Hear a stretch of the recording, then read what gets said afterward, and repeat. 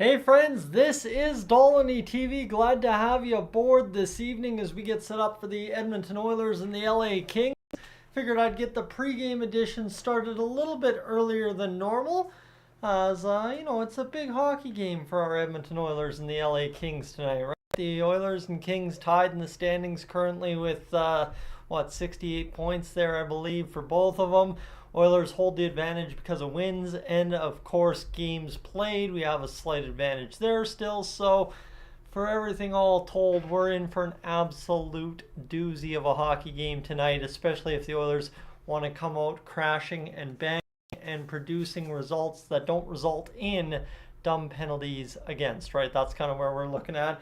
Tonight is some lessons learned against Calgary. Show emotion, fight through, get some good results, but also don't be dumb with the penalty taking, and everything should mathematically work out for us tonight. So friends, welcome aboard to Dolynny TV. Glad to have you along for the ride this evening. I know I scheduled the stream for 7:15, but we're live at 7:06 as we are really about to get things fired up for a great hockey game tonight. I do believe, again, I know the Oilers didn't get up necessarily full tilt for the game against the Calgary Flames, but I think if anyone on the schedule outside of Vegas, the Edmonton Oilers are going to come in and play a very tough hockey game against a very competitive, very defensive focused, very goaltending focused hockey game. I believe it would be the LA Kings. At least I would hope it will be the LA Kings. So we'll see obviously what happens here tonight, friends. Stuart Skinner gets the start for the Edmonton Oilers this evening against David Rittich of the LA Kings, who will, well, he'll see if he can kind of have some magic again this time out against the Oilers. I believe it was him with the shutout of the Oilers last game these two teams played, a game I did not stream because of course I was out at a birthday party enjoying myself. But 9 wins, 4 losses, and 3 OT losses for David Rittich this year, 221 and 917. So he's been pretty good when called upon for the LA Kings, and we'll see if that translates yet again tonight for the Kings against the Edmonton Oilers. We're hoping it doesn't, but of course you just never know if it's going to or not, and that's why we end up watching the games together and doing the whole thing. So Brian, good evening to you. As friends, we get the chat welcomed in for the first time this evening as we get things started off with a bang. I think tonight we're in for a good hockey game, and I think we're in for a really good good performance from everybody all told on the Oilers roster, right? It's a game where everybody's going to have to pull their weight. Everybody's going to have to step up and do their job. I mean, Connor McDavid's joking about not scoring goals. Either he's going to pop off for 5 goals tonight, or he's going to go out there and put up a 5-point assist night where he just simply doesn't find the goal scoring column, but he lights up the lamp other ways. You've got Zach Hyman possibly maybe with a hat trick chasing 40 goals tonight. Connor could get 70 assists with 2, and Stuart Skinner could move above 25 wins with a win tonight. So there's a couple of things, couple of numbers on the table here for the Oilers that could factor out in being a pretty fun hockey game all told if the Oilers decide to show up and make a game of it. But the problem is for the Oilers right now is the showing up and making a game of it has been an issue for the full 60 over the course of the past few hockey games, probably past 2 weeks. So we'll see if the Oilers can indeed find their way to do it here tonight against the LA Kings. That said, I don't know, right? I don't know if that's going to be the case, but we're hoping, and that's about all we can do for things this evening, friends. So as I'm saying, welcome aboard. I'm going to pin a chat to the top here this evening for you. If you want to check out some old Dolynny TV vintage stuff, I'll pin that there for you. Let's go see if we can't filter up by, let's say, 12,000 views and see what we can find in the old Dolynny TV machine here in terms of things that have views over the past few years. What do we want to do? We did a hockey fight last time out, so we'll see here. Let's go here and go with this one. No. Let's go with Out for a Rip again here, friends. I think we all like that.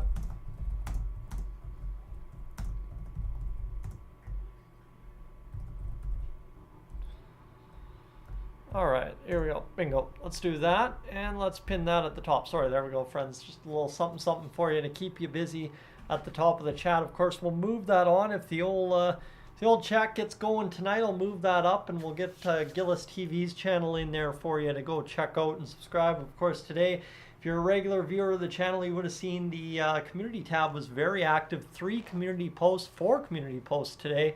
Looked like it caused some unsubscribe action. That'll tone down. Just thought it was a good day to throw some stuff out there with the Oilers game obviously being at 7:30 and the Oilers me not being able to get into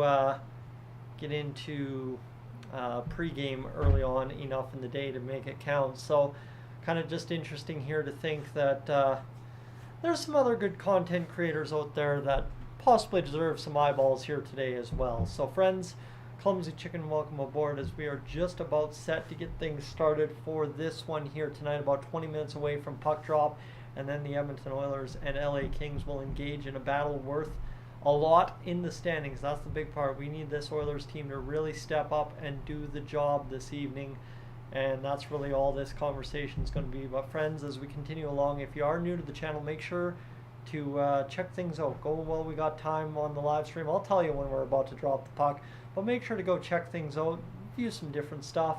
Definitely, there's a lot on Dolynny TV, over 3,000 videos. And to tell you as well, if you haven't hit that like button yet on the stream, make sure to do that here as well. So let's go and good evening to you and welcome aboard as we are obviously getting things started up for what is going to be a pretty good hockey game. Like I'm saying, it's going to be pure madness from me tonight, as it has been over the past since the Vegas game and the win streak snapping. Is you just assume game in, game out, at some point the Oilers are going to show up and really show that dominant force that they were at times during that 16-game win streak. And if it's going to be any night, it's got to be tonight, because you got to snap a 3-game losing skid and start a new streak. And I think we've done that over the past 2 3-game losing streaks, 8-game win streak, 16-game win streak following 3 games lost in a row. So if the Oilers want to rattle off, I don't know, 9, 12, somewhere in there, some middle number between 8 and 16, that'd be great, because that would pretty much secure us a playoff spot at this point. If the Oilers go out there and get, say, 10 more wins in a row, that's 86, 88 points. You got what you've got right now, 55 games played. You win the next 10 straight. I know that's fancy talk given the way they're playing, but now you got 65 games and you need to, in 17 games, get about 12 points. That, my friends, seems doable for me this evening. So hopefully for the Oilers, there's a whole bunch that they can figure out to do this evening and get the job done for us. That's all we really, really care about at this point, is they just got to go get this job done. As of course, check out, I've got the old text messages coming in as always. So let's see what we got going on. I don't think there's much else to really fall in on the pregame stuff this evening. I think where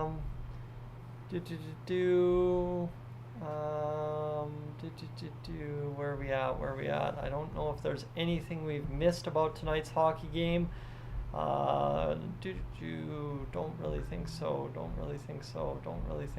No, there isn't anything on the hockey game that we've missed so far. So we should be ready to rock and roll for a good one this evening. Just going in kind of to a 7:30 game with a whole lot of hope and expectations, and seeing where the Oilers play with that for us this evening. So see what happens. And why is my thumbnail shouldn't still be the LA Kings versus, oh my goodness. Roger, thank you very much for alerting me to that. We will edit that right now. I thought I had changed that. Yeah, it's showing that it is changed on my end. Yeah, that shouldn't be showing up Arizona. It is showing that it is showing up as the LA Kings one. Let me see here. Yeah, it is still showing as the LA Kings or Arizona Coyotes thumbnail. That is strange, friends. Haven't seen that happen in a while. So let me go here and see if we can't change the thumbnail one more time, and we'll upload that there and hit save and see if that enacts the change here. So yeah, it's been a weird go this year, obviously, for the live streams. It's just been tough getting a rhythm in. I know every year it's tough to get a true rhythm in, but this year's been especially tough just with the extra added U13 duties that I had watching all those games this year, and obviously too, just some of the game times this year in terms of work schedule have not been exactly friendly. And now Roger's saying, like I'm seeing as well, the Arizona Coyotes thumbnail showing up for some reason instead of the LA Kings thumbnail. That is, in a word, interesting as well. And it's still showing up with the Arizona Coyotes thumbnail. That is weird. I don't know what to tell you there. That's unfortunate, but we'll sort it out as we go along here tonight, friends, and just guess it's one of those nights to maybe ignore the thumbnail and not worry about it. But we'll go here and see if we can't change the thumbnail text and get this going. Possibly YouTube just glitching out on me here.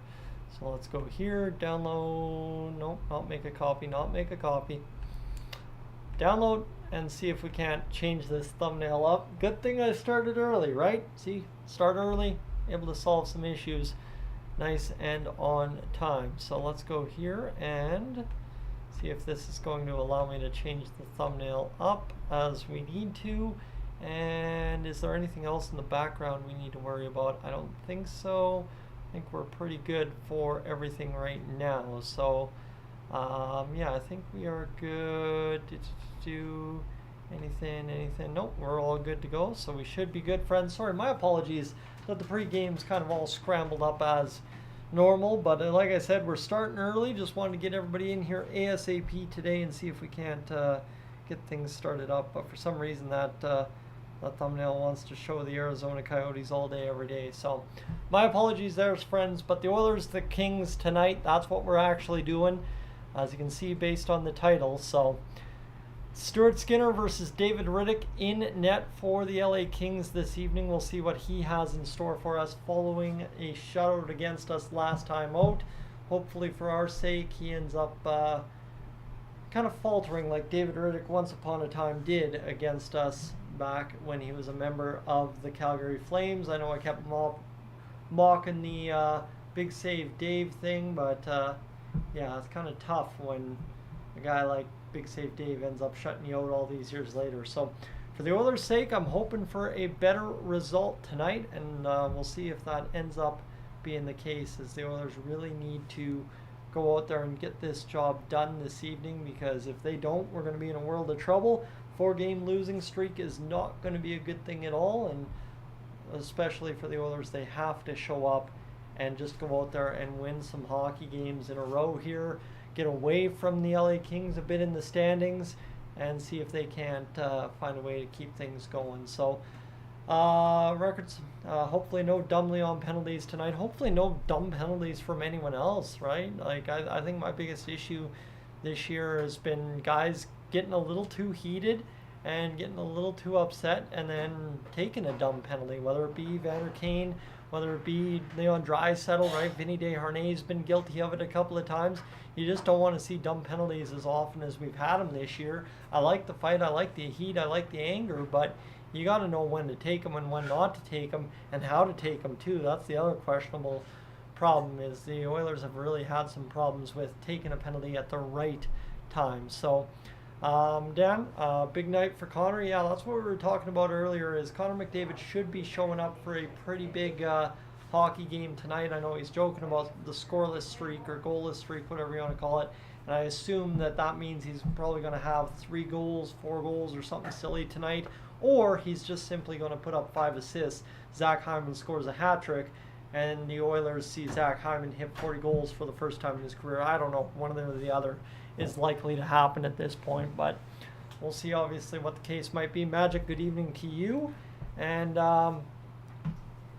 that is where we are at. So we continue along for this evening's hockey game, friends. The Oilers getting underway. What I will tell you, I guess to give you a little exclusive, as we're watching some baseball documentaries here on Sportsnet before the start of this hockey game, there will be, I'm planning on it at least this summer, especially on those rainy Saturday afternoons, I'm planning on a little bit of baseball on Dolynny TV, making its comeback. A little bit of Blue Jays coverage, friends. For those of you that are Blue Jays fans, whether it be here in Canada or across the world, I want you tuning in to Dolynny TV this summer for a little bit of Blue Jays baseball, because I know last summer we really had some issues with hockey being kind of lackluster for off-season news, especially after July 1st. So I'm believing we're going to get some Blue Jays baseball on the channel this year and see if we can't have a little bit of fun covering some Blue Jays and maybe getting some different mixture of fans in the mix again. I know we've seen it over on Gillis TV. We saw it earlier before I was back officially on Dolynny TV over on Clemhawks, and I'd be interested to see if we can mix it up here on Dolynny TV a little bit in the summertime, year in, year out going forward. That's kind of what I'm looking forward to doing. We'll see if that's the case, but hopefully you guys are welcome to join me on that adventure and see what we can do together with the Oilers as a maybe possible addition to Dolynny TV, or sorry, the Blue Jays as a possible addition to Dolynny TV this year. So as we carry along, friends, good evening to you if you're just joining up. I think the numbers are going to be a little bit more quiet this evening, especially if the live stream doesn't fix itself with that thumbnail for some reason. That's very odd that it would choose to do that, but again, I guess we can't officially figure that one out, so we'll just leave it be and see what happens. Laura, good evening to you as well. As yeah, we're just wondering why that thumbnail is the way it is. Maybe I was hoping it would cure itself at 7:15. Didn't appear to do that. So right now, as it sits, we're just going to play it out and let it go and see what happens here for us this evening, friends. Is the other side to this equation, as well as we got to see kind of where the watch time sits. I mean, we got some lofty goals to beat from last year's LA Kings streams in the playoffs, obviously closing in on 1,000 hours, some of those live streams. So I'd wonder if we can possibly crush off a pretty good live stream because of obviously it being the LA Kings this evening, and see what the LA Kings can bring for us this evening in terms of fanfare here on the channel. As it should be a good hockey game. That's the biggest thing that we got to get excited about, is it's going to be a good hockey game. It should be a really fun one, and hopefully for the Oilers they have a lot for us in store. That's really all I can say to that effect. As friends, we are about to get things fired up here in about 8 minutes time, and let's see what else we got going on here. Is there anything else? Jamie Drysdale has gone to the dressing room after taking an injury against Jansen Harkins. That is tough. Yeah, that's a rough situation there, and I think the Toronto Raptors are playing, so I don't think there is anything else to really mention here so far on the pregame show. Again, apologies to those of you seeing the thumbnail that says the Arizona Coyotes game. Not sure why that's happening, but apparently that is the case across YouTube today, so it is what it is. But we continue along either way, friends, as we are just about fired up for this hockey game. Like I said, it's Stuart Skinner in net. Again, I don't know where the Oilers' hesitation is to go to Calvin Pickard and let him play 2-3 in a row and see if a couple days off and some practice time really sorts out Stuart Skinner. I'm not sure why the Oilers have a hesitation to do it, but it is what it is at this point, and we'll obviously see them hopefully sort that out for us here shortly. But friends, thank you to those of you tuning into the video at the top of the chat there. That's the old Oprah Rip video, one of the most classic Dolynny TV videos from way back in the day when Dolynny TV was a meandering YouTube channel, basically uploading whatever the heck, whenever the heck. So thank you for checking out the old school ways, and of course checking out the old hair. As see, this is about as crazy as the hair gets nowadays, unless it's playoff time. So Peter, good evening to you as well. Thank you very much for catching the sneeze there. You know, it wouldn't be a Dolynny TV live stream if we didn't have a sneeze or two on the stream. So just is what it is. For some reason, the furnace kicks up, the cat hair around here gets mixed in the air, and Tyson starts sneezing. It just ends up happening. I guess that's the way you could say it is. And of course, for those of you wondering who starts in net this evening for the LA Kings, David Riddick is your starter. 9 wins, 4 losses, 3 OT losses, and of course 2 shutouts on the year, 221, 917. Stuart Skinner, despite his struggles early on in the year and over the past 2-3 weeks, still at a 272 goals against average and a 901 save percentage, and a win tonight and a win next game out would pretty much boost him above .500 or above 66% win percentage this season, at least 65 if he wins this next game. So he is doing all good. And Patrick, so you're seeing Oilers Kings thumbnail on your YouTube. So friends, I guess some of you are seeing Oilers Kings and some of you are seeing Arizona Coyotes. And there we go. It is officially updated to Oilers Kings, so that's good. Good to see. It was Oilers Arizona there to start the live stream as mentioned by Roger, but we'll take the fact that I'm now seeing LA Kings and Oilers at the top of this channel as well. So that's good news. We're sorted out there, and we should be off and running for a good live stream here tonight, friends. Obviously, we've still got about 10 minutes of pregame coverage to get to. So that is where, as we often say, as I think I finally learned where that comes from. It comes from spitting chiclets. Time to mix in a water. As yeah, definitely water necessary. That's for sure for a good live stream. That is just how it goes. It's a very important part of the live stream. Game in, game out is getting enough water in me, and obviously right now, water especially important with the whip and wind and how dry it is out here in southern Alberta. It was so windy and dry today that it was take your breath away dryness in the air, and that's absolutely no fun. I can tell you that much. It really sucks when you take a breath outside or try to take a deep breath and all of a sudden your breath's completely gone and your mouth's dry and everything's just dying. Yeah, it's not really fun at all. So I'm sure those of you up in Edmonton are like, I'll take the dryness as long as I get the nice weather without the snow, and that's fair enough. There's a lot of snow in northern Alberta right now, as I'm hearing. So hopefully you guys are taking care of business and everything's going to be a-okay up there, and the roads get sorted out rather quick, and away you go. I'm hoping, at least, as it's been interesting obviously for this winter overall. And problem is right now we need a lot of snow here in Alberta before we get fired up for spring, because obviously we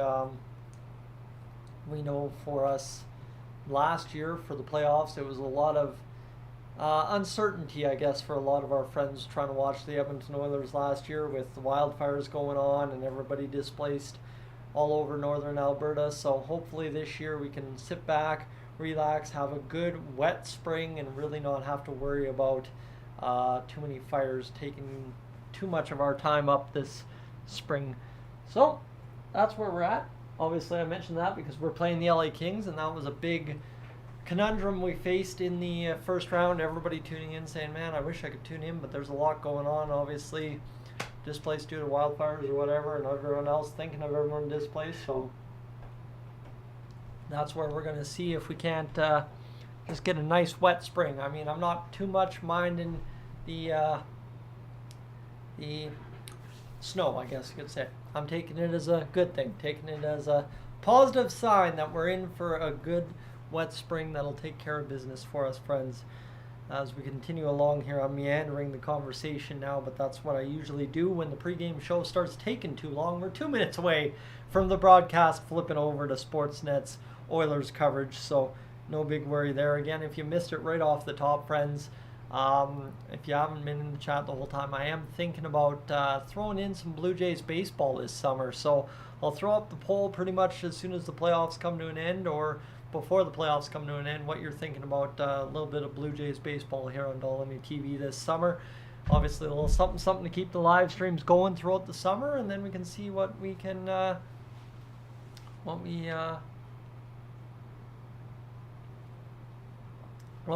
And North, stoked for the game tonight. Yeah, hopefully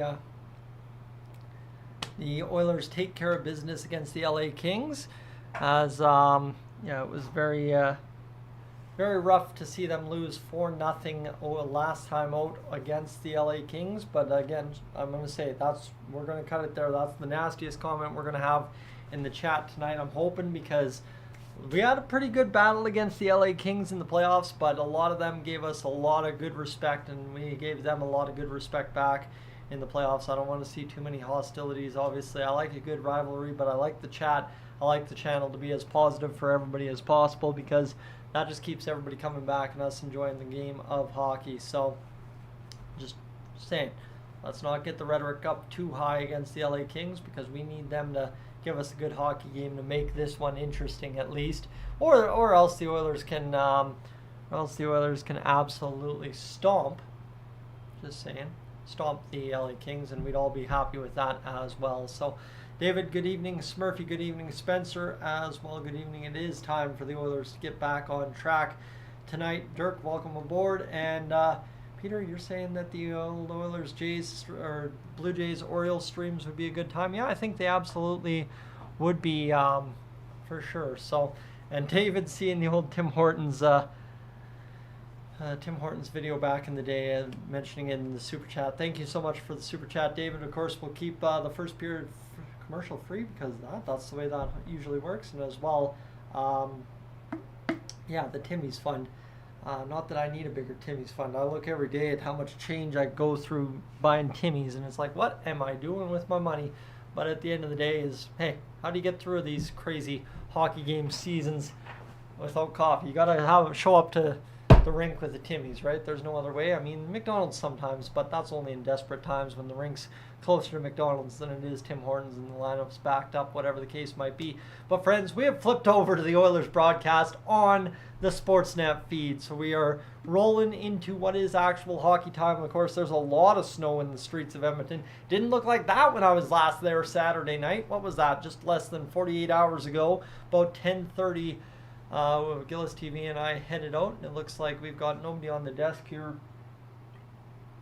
for this one, as Gene Principe is actually outside of Rogers Place shoveling snow right now. So, okay, interesting that they would choose to do that way, as they're going to take Gene Principe out for a big old snowstorm. You like to see that. He's having fun with it. I mean, finally Edmonton gets some snow, and Gene Principe gets a chance to have a little bit of fun in the snow this season. I like the creativity, right? He did the one on the Metro line, or the Metro train into New Jersey, I think it was. So he's setting up shovel home goals for Zach Hyman, who, like I said, tonight Zach Hyman scores a hat trick. He hits 40 goals.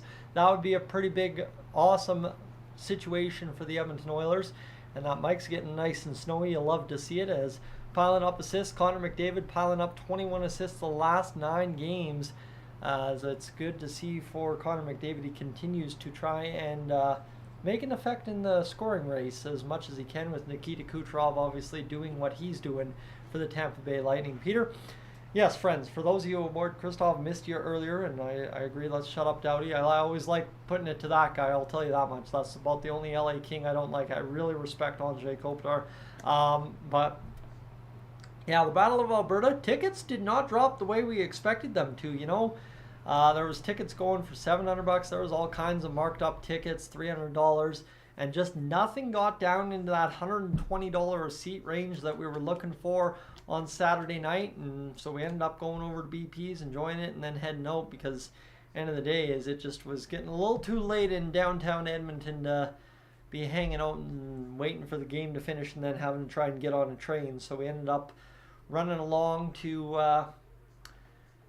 the car and getting the day done. But obviously for the Oilers, it wasn't really a game that you missed much in, I guess. Maybe being in the building, like actual physical rink side of the building for the fight against the Flames there as Coleman and Yamark. That would have been electric. But hey, you know what? At the end of the day, I'm not going to have too many misgivings when I ended up sitting 4 rows off the glass Minnesota bench in the Friday night game, right? Obviously, life was good enough during that road trip up to Edmonton this weekend. So, end of the day, there's not much to complain about. Just, of course, would have liked the ticket prices to be a little bit more user-friendly. That much is for sure. But, friends, we are aboard for the Oilers and Kings, which the anthems will get underway here in a little bit of time, and then we should be ready to rock and roll for a pretty good hockey game tonight. If you haven't left a like yet on the stream, definitely make sure to do that. Tonight's one of those nights that could get pretty loud and proud in here if all goes according to plan.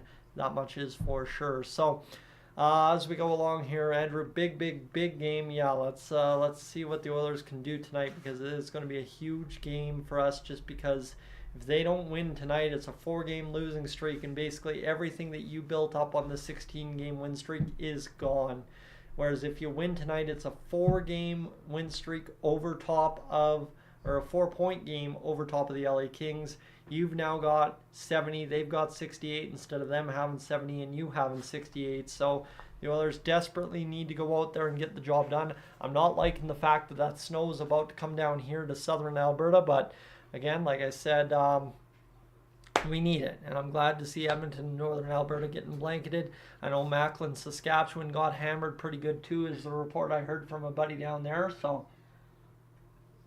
Macklin, if you're in the chat, hey, good work. Friends, for those of you seeing this, I'll mention that in a moment, as Puma and Jeff, as well as Tim, good evening to you, my friends. This green jersey here, you would have seen it earlier in the start of the year. It's the RMAA U13B alternate jersey, third jersey, whatever you want to call it, that I was lucky enough to sponsor this past season. The boys' year is over now, but even let them manipulate the Dolynny TV logo to match the colors so as it blends in.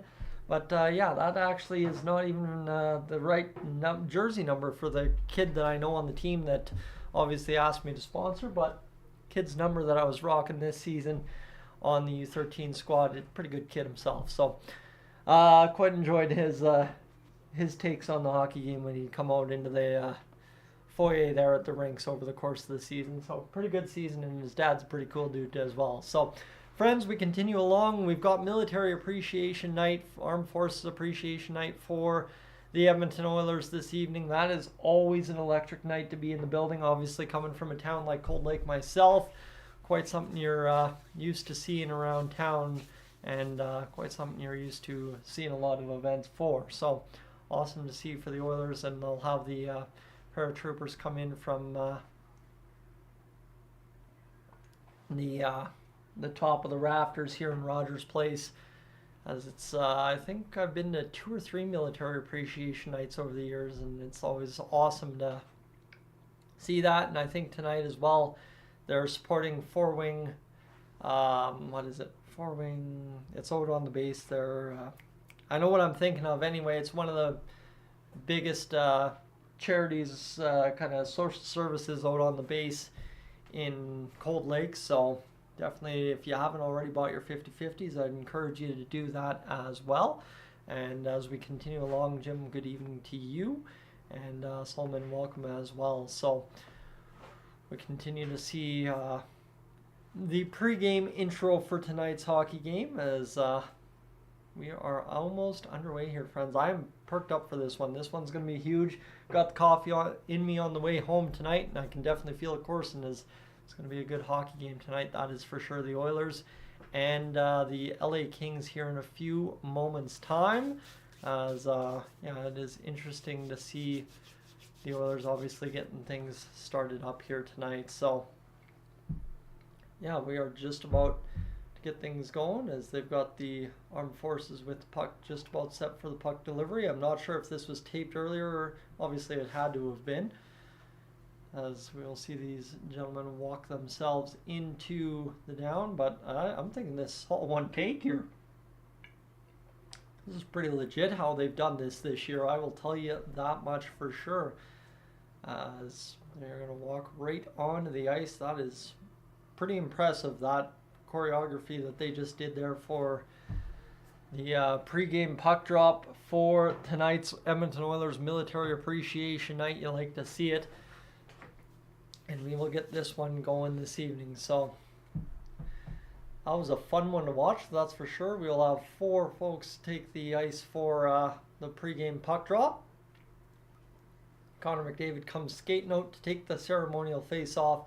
And friends, we are just about to get things kicked off here as Kopitar walks on in. And this will be a face-off dropped at center ice. Only 1 puck. Normally they do 4 when there's 4 people on the ice. Interesting note there, but everybody handshaking at center ice. We'll have the national anthems, and obviously it'll be a rousing edition tonight in support of Armed Forces Night at Rogers Place. And we'll get things up and started for tonight's hockey game. We will continue into the Star Spangled Banner here at Rogers Place tonight. The U.S. National Anthem getting things started for us this evening. as we are about to get things kicked off. Of course, this is the hard part. I started early, threw my rhythm off, and now we've got a little bit more of an extended pregame ceremony to start. I believe tonight as well we might be on national television, so that could have something to do with it as well.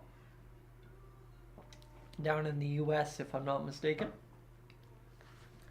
Friends, we're about 5 minutes away from puck drop here between the Oilers and the LA Kings as we're about to get things started for what will be a very big hockey game for both teams. I think we can honestly agree on that. Whether you're an LA Kings fan or you're an Oilers fan, this is going to be an absolutely massive game for both teams as both teams need a result. I think the Oilers, obviously being biased, need a bigger result than the LA Kings tonight. And I think that's all fair given how the Oilers have performed over the past 2 weeks or so. The Dallas game being the outlier in an Oilers effort that's been not so good. So, Peter, I don't think it's Monday Night Hockey, actually. For some reason, I think we went straight into the game. It is on Sportsnet 1. We just didn't have a pregame edition of Monday Night Hockey, so I'm not sure. Maybe some folks not available here tonight, but we've got Sergeant Cindy. I don't think that was correct, actually. As we've got things just about fired away here for the national anthems. Oh, Canada just finishing up here, starting up, whatever you want to say, at Rogers Place. Nugent Hopkins will start on the ice. There's one of the guys in the old Oilers Armed Forces pregame warm-up jerseys. We will get things fired up here in just a brief moment. I'm itching. That's the thing. This is a huge game. It's an LA Kings game. I haven't had the chance to do one of these in a while, and obviously the playoffs were electric, so I've been juiced up for this one, I guess you could say, all day, just knowing that this is the light at the end of the tunnel. From the time I woke up, this is how I'm going to finish my day. The Oilers better finish it off with a good victory here tonight and obviously do their best to win this hockey game no matter what, friends. As well, if you haven't already hit that like button, that's the only thing I will tell you before we drop this puck this evening. Make sure to do that in the rousing edition of O Canada, with the big flag waving through the crowd, about to come to an end this evening. And we are just about set for hockey, friends, as we'll clean up the ice here. It's a snowy day in Edmonton, snowy day across the province of Alberta, as obviously we get some much needed moisture, and the Edmonton Oilers and LA Kings about ready to fire things up. David Riddick heads to his crease, as does the rest of the Oilers squad rolling around their side of the ice, and Stuart Skinner will tend the twine for the Edmonton Oilers tonight. 25-13-2 record, 272 goals against average, 901 save percentage, and 2 shutouts this season.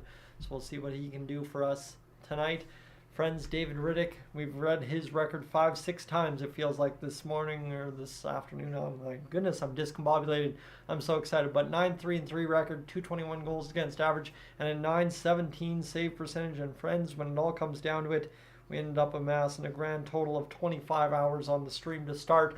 So I feel like we could definitely be in for a hot start here this evening. Buckle up. The Edmonton Oilers, the LA Kings, kicking things off to start this one, as Philip Deneau will take the face-off against one Ryan Nugent-Hopkins on a new-look line. Kane and Janmark, the wingers for Nugent-Hopkins, I believe on the third or second line, that is, as the Oilers get set up for this one. Win the face-off back, near side pass over to Bouchard at the blue line under duress, chopped ahead twice over by the Oilers. Kings with it defensively in their own end. Warren Fogle, Ryan McLeod, and Corey Perry are a new look line, as well as Dylan Holloway, Derek Ryan, and Connor Brown will be the fourth line. Sam Gagner out of the lineup this evening, as this one near side in the Kings zone. The Oilers looking to get the turnover. Nugent-Hopkins can't get there. Nice shove there by Janmark, and then Kane comes down, throws a hit, and made the play as Janmark picks it up behind the net, bounced it off the boards. Bouchard shot in front, tipped up top over top of the side of the net, and now a shot drifted to the near side.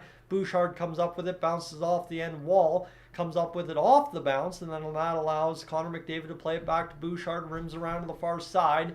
Draisaitl on a line with Connor McDavid to start tonight's hockey game. You got to watch their defensive prowess tonight to see if they're more engaged. So here's Hyman, the shot, loading up, save made by Dave Riddick, as a nice little shovel pass by Connor McDavid over to Zach Hyman, loaded up our first great shot of the game, and Hyman with a good open look to shoot that puck. and it ended up being a stop for David Riddick as Connor McDavid was fired up to get this game started tonight, and he's started it with a bang already. One good pass, one good shot, top line, already out shooting the opponent, and here's Darnell Nurse skirting down lower into the offensive zone as Connor wins the face-off, set play into the near side corner. He'll look up top to Darnell Nurse. Nurse will drift a shot towards the net, immediately ripped off of Kempe's ankles, and it will be now to Kopitar, near side pass over, as this will be a chance for Lafreniere, I think is how you say it, I'm not sure. Shot from the Kings, scrambled into the crease. The Oilers quickly clean it out, and this one comes back into the near side as it's picked up by Kopitar in the Kings zone. He'll backhand through the Oilers end all the way down into behind Stuart Skinner for icing. Cody Ceci will pick up the puck. The Kings equalize the shot opportunities with just an absolute rocket by Doughty, swallowed up there by Stuart Skinner, and then a nice, astute, quick clear by Darnell Nurse as Stuart Skinner will get back into the crease here for this one.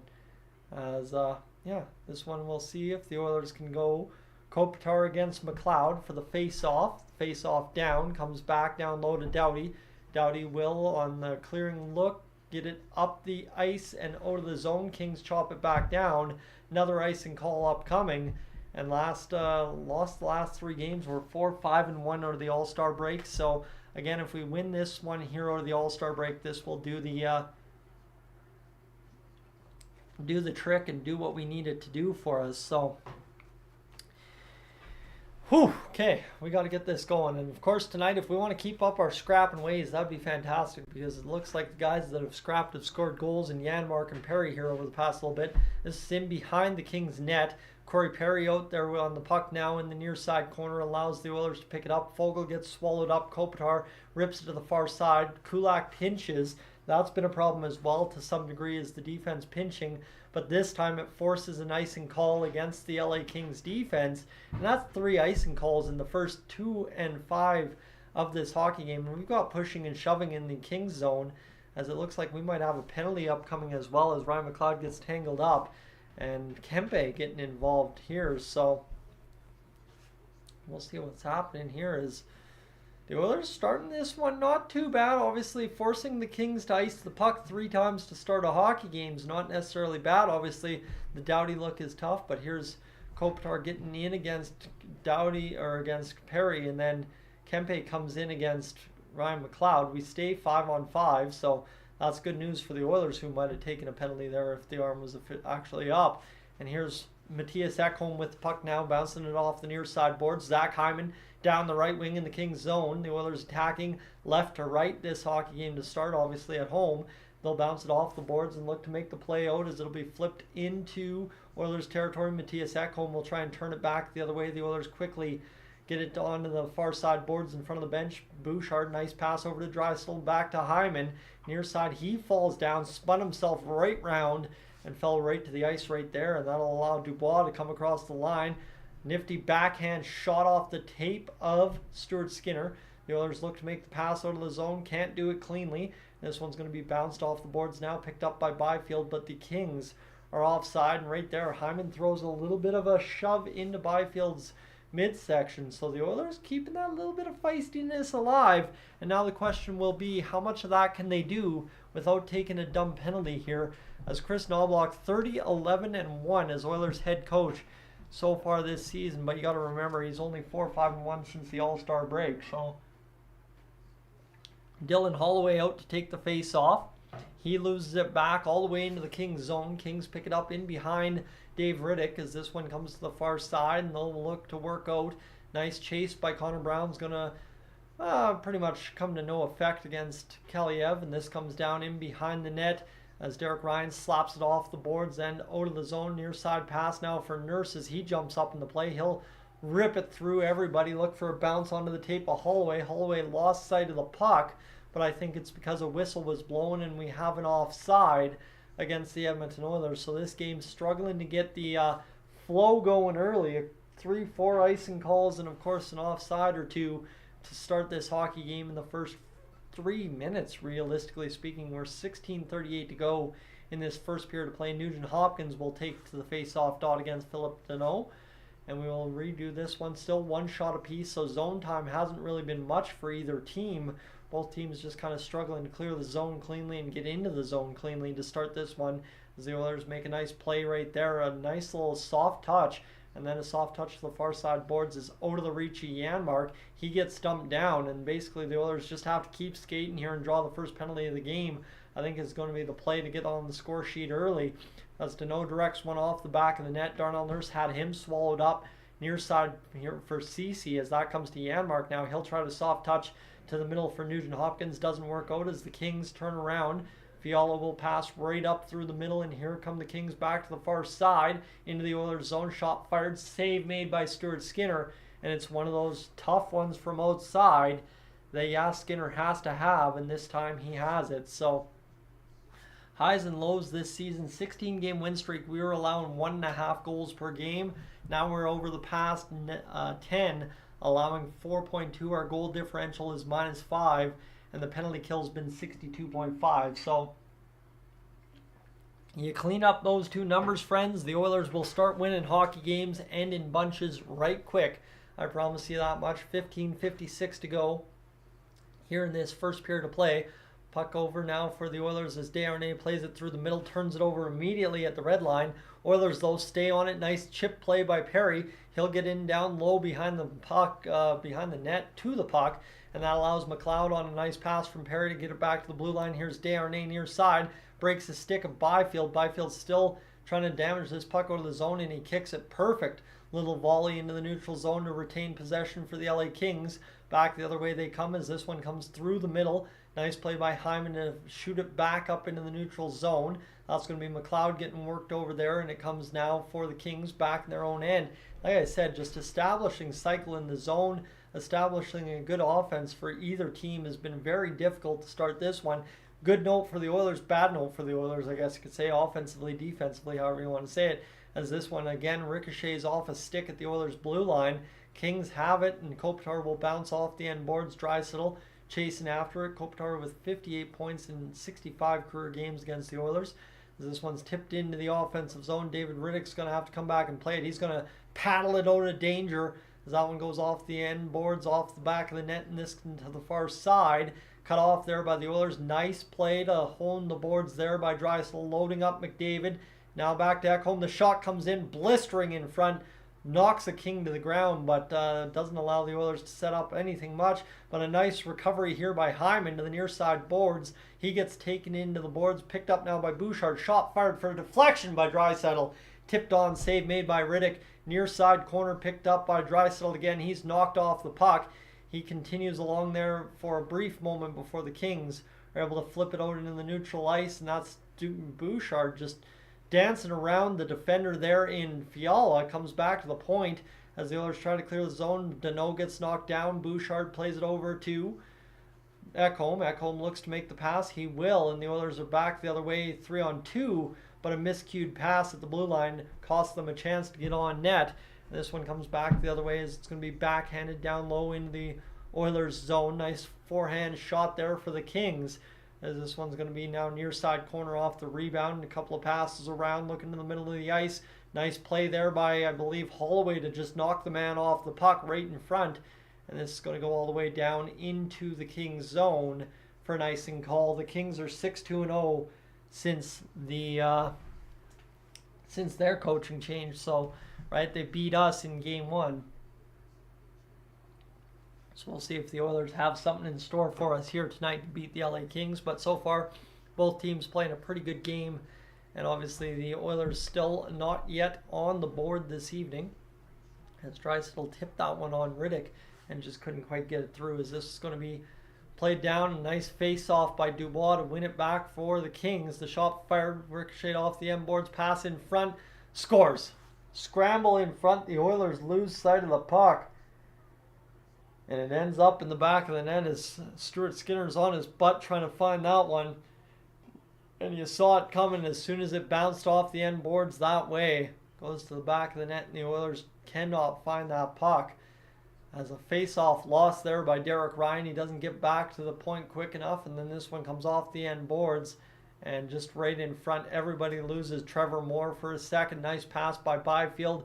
Buys a bounce off the stick of Dubois, and then Moore fires it through Skinner's 5-hole as he scrambles to cover up as he's trying to get over there, thinking the shot's coming high, and it stays on the ice.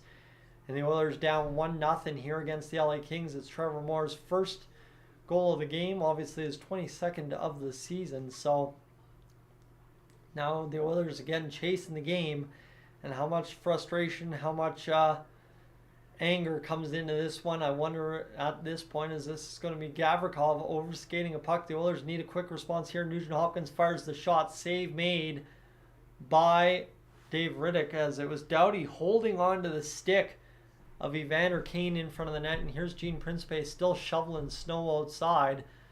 He's having fun with it, that's for sure, as he's trying to shovel out a path up there on top of the concourse in Ice District, Ice Plaza, or Ice District Plaza, whatever they call it. And we don't end up going to commercial break here for some reason. We just got the camera zooming around as this seems confusing, as normally we don't get to see this one, this angle too much with the ice crew on the ice right now. But I guess enjoy the different perspective as we've got the ice crew on the ice and we never went to commercial break. Okay.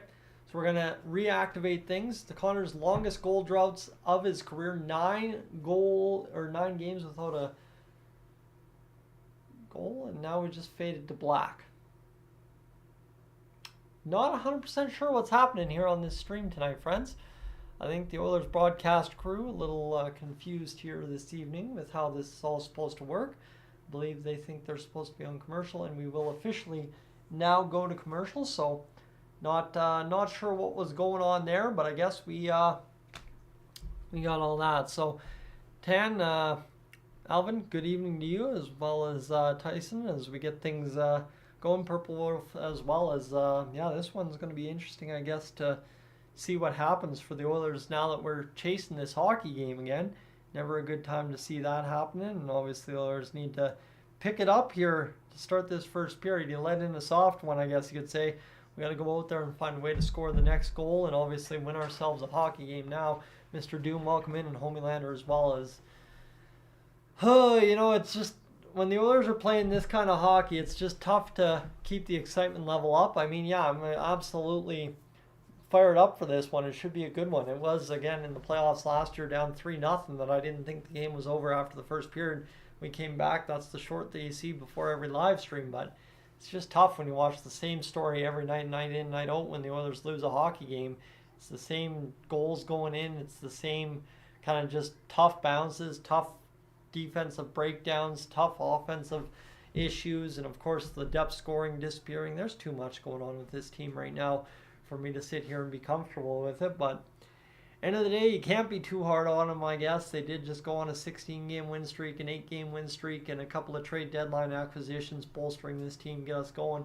As now we're right back to action somehow, some way. 12:30 to go in this first period. Broadcast all kinds of confused here as Lafreniere fires the shot, and it will be a scooped up save for Stuart Skinner. So that will be a stoppage in play with 12:24 to go in this first period of play. Stoney, welcome aboard, as we are just about set to get things back underway here after this scoop up by Stuart Skinner. Face off to his right now as Corey Perry gets out there to take things on this face off. It'll be, of course, Ryan McLeod taking the face off. Here we go. Let's do this, friends. I'm a little shaken, right? I expected the Oilers to come on a little hotter. And now Corey Perry's going to come in and take the face off. Linesman right on top of the dot. He's going to back up finally. He's going to let Corey Perry get down there, and then the Kings immediately win the face off. So Perry goes over in the dot, and here's Fiala walking down the side wall, and he comes right towards the net. Shot fired off of Stuart Skinner out of play. Face off will be redone to the right of Skinner, and this has been a tough start to this first period. We are almost about 20 minutes into this hockey game, technically speaking, time-wise, and we're only 7 minutes and 45 seconds in. So this one's been taking its sweet time this evening And Deneau will get waved out of the face-off. Trevor Moore comes in against Derek Ryan now this time. And the Oilers trying to get things going as that will be backhanded by Derek Ryan. Pass over to Warren Fogle. Fogle bats it up, and that one will come back down to Darnell Nurse now. 12:06 to go as Stuart Skinner makes a pass at one of the Kings players, trying to keep him away from the front of the net. 11:58 to go here in this first period of play. The Oilers need to do something to get some energy injected into this game, as instead they have iced the puck. As Corey Perry came crashing along the end wall, he couldn't believe it was icing, but indeed it is, and we will reset in the Oilers zone once again. This game has sucked for flow, right? We had 3 LA Kings icings and 1 Oilers icing in the first 2 minutes and 5 seconds, I swear. So we'll do the face-off in the Oilers' end. Again, Lizotte in the face-off dot against Ryan McLeod. 11:53 to go. 6-4 the shots for the LA Kings, as McLeod's able to win a scramble draw. There's been a couple of those to start this hockey game. Darnell Nurse goes down low into the near side corner as he plays in behind for Cody Ceci, who bats up to Corey Perry. Perry will flip up off of something and hit an Oilers player along the far side wall at the Kings blue line, offside on the redirect back into the zone. And now here come the Kings back the other way, tipping in off the glass as Darnell Nurse will come back, play it over to the near side for Cody Ceci.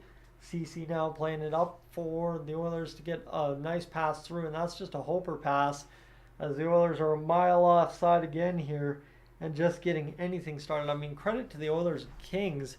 They really haven't given each other much to work with. The Oilers gave up a goal on a bad bounce off the end boards, a perfectly placed bounce, I guess, by the LA Kings defense. But right now, the Kings and Oilers engaged in a 6-4 shot battle and 1-0 lead for the Kings. But the Oilers need to get work into the middle of the ice and need to find a way to drive Riddick and possibly throw some traffic into the crease, because so far he's been able to swallow everything up. Near side or far side pass to the near side now, bounced off the boards, picked up by Bouchard. He gets his stick slashed. He's still being worked over there by the LA Kings. Turns the puck over. Here's Kopitar, but nice play by Skinner to stay standing up and backhand that one away. And now here come the Oilers the other way as Matthias Ekholm fires it around the boards. Picked up at the point by the Oilers. Draisaitl doesn't know where that puck is. The Kings had it the whole time. Kempe's going to load up the attack. He'll drive the middle, fire the shot off of Skinner over top of the net. This one comes to the far side corner now, and that's going to allow the Kings to regather possession. Ekholm completely missed the puck, and a shot fired into traffic by Kopitar from the side of the net. Just about found the back of the net on the shot in front, but this is a shot by the Oilers on to Riddick, steered away as it comes to the near side corner. Kings continue to play this puck around. Far side working over now for Doughty. Doughty will pass now to Gavrikov, but instead Derek Ryan turns him back, and the Kings quickly 1-2-3 out of the zone as it's picked up the other way. Here's Byfield ripping the shot. Save made by Skinner. That one he's not letting in softly. But the Kings again turn the Oilers back on the bid up the ice and fire it back into the Oilers' end. Near side boards one more time. The Oilers have to retrieve a puck. And this is going to be Connor Brown under duress against the opposing number 28. And the Oilers quickly make 1-2 passes through the neutral zone. Here's Brett Kulak coming down low into the zone. 9:38 to go here in this first period of play. This one bounced off the end wall as Byfield will see it come now to Desharnais on the turnover in high in the zone as it's back down low to Desharnais. The shot into traffic from the side of the net, this time for the Oilers, turned away by Dave Riddick, and this one comes now back for Brett Kulak as the Oilers will wholesale the line changes here. Kulak steps down low into the zone, and Desharnais sees the Nugent-Hopkins line step over the ice now as this one comes back the other way. Shot fired into the offensive zone, picked up there by the LA Kings, but it bounces onto the stick of an Oiler, and Cody Ceci tries to keep it onside, can't do it. That, though, comes back right the other way for Nugent-Hopkins over the LA line, back to the point for Ceci. Ceci hustles down into the corner. He'll battle it off the boards, and it comes to the far side board. Shot fired on net, and David Riddick able to make the save and hold on for a stoppage and play here early in this first period. Still, it seems, as that's a big time save for Stuart Skinner in and out of the glove. 8:47 here in this one. So,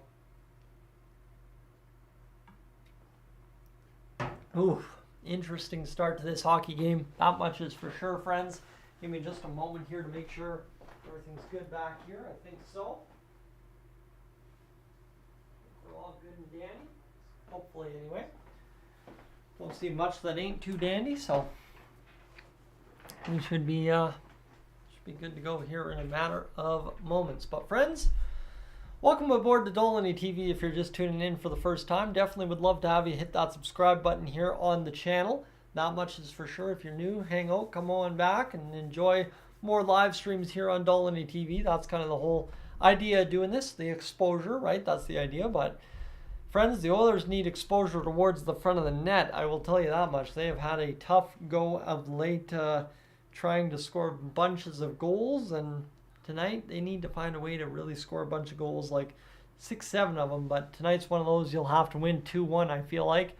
And I'm pretty sure that's going to be the correct score if the Oilers find a way to win, because if LA gets 3, ain't no way we're winning this hockey game. I will tell you that much for free this evening. As friends, we closed in on 60 hours watched on the live stream, so we're just about there this evening.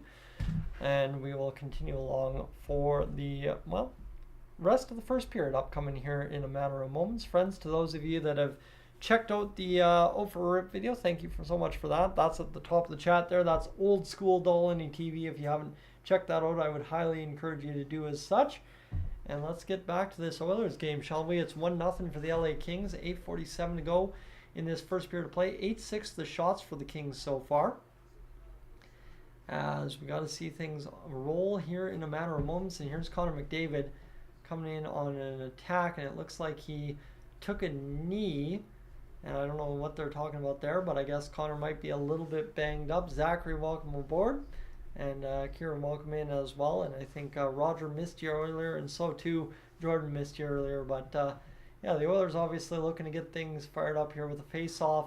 One straight back and a shot ripped on net by Evander Kane. He's dusting off the ice right in front of him. The shot comes in anyway. Bouncing in front is Matthias Janmark. He's down on the ice, and coming back the other way now is Trevor Moore. Moore across the blue line looking to make the play. Here's now Deneau. The shot fired up off of somebody in front and out of play. So 8:34 to go. Connor McDavid comes back to the bench. So he was down the tunnel for a brief moment. He's good. Just maybe had to resort the knee pad or shin pad or whatever you want to call it. And with 8:34 to go in this first period, friends, we need a goal. I'll tell you, since that first goal went in, we've dipped down from 160 you watching live with me down low to 91. We got to get another goal in the goal column here to even this score and get the whole live stream back to where it should be here, over 100 in this first period of play. Just kidding. I'm glad anyone tunes in, but it's one to the face-off dot. Brett Kulak working as McLeod will bounce to the middle of the ice. Warren Fogel's spun down. That's got to be a call against the LA Kings, and somehow isn't. And now the Oilers' frustration might set in here that they did not get that call. And Armin, it's a skate issue for Connor McDavid. Okay, that makes sense, right? Something went wrong, and that makes sense totally for the Oilers, as this one's back to the blue line. The Kings rimmed around the boards. All the Oilers standing still in the zone. Nobody wanted to go get the puck. The Oilers quickly make work of it and come back the other way. Here's now Ryan McLeod working across center as Gavrikov comes chasing. Of course, Doughty down low into the Kings zone. This one back to the middle. Here's now Desharnais. He'll rip the shot. Deflects in front. Just missed the net there. And this will work there for Byfield, who flips out into the middle of the ice. Dubois battling along the wall. He's pretty much spun off the puck almost immediately. And now this will allow Desharnais to get things fired up as 7:30 to go in this first period of play. 8-6 the shots on goal. As Desharnais rolls up the middle of the ice, he will look to make the pass to the far side. Shot fired in.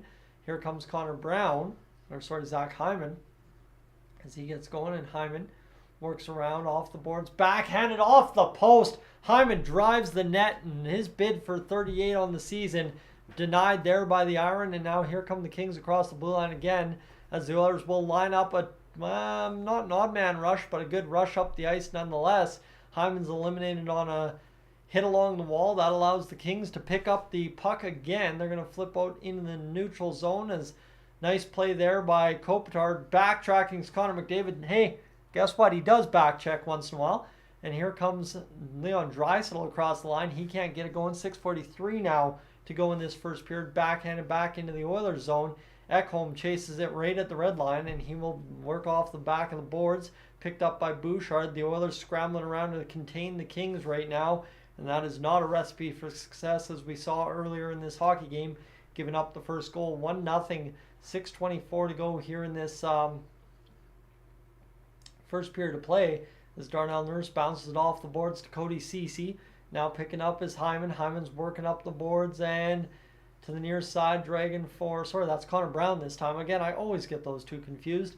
Dylan Holloway couldn't chase the puck fully into the corner. That sucks, but is what it is. It comes out now for Stuart Skinner. Skinner will backhand over to Ceci. We got 5:57 to go. Ceci turns over the puck to Deneau. And now Trevor Moore will be in behind the net. Picked up now by Holloway. He bounced it off the boards to Connor Brown. What a crazy little hop there for Brown. So he comes up with that puck and then does the same thing over to get the puck to Evander Kane, who just immediately has the play die on his stick. And now the Oilers pick the puck up and try to get it going the other way, as they will lose the handle. Will Nugent Hopkins played off the backhand, off the end boards there by Stuart Skinner. Across the red line. Here comes Kane into the zone. He's going to try and shoot this puck. It squibs off his puck off his stick into the corner. Did the puck. Shot fired back down low. Kane engaging against Gavrikov, as this one will now work for Nugent Hopkins, far side. I'm fighting it here to start this first period because the Oilers just have not given us much rhythm to work with. As Desharnais fired a shot towards the net, couldn't get it through. Cleanly on net.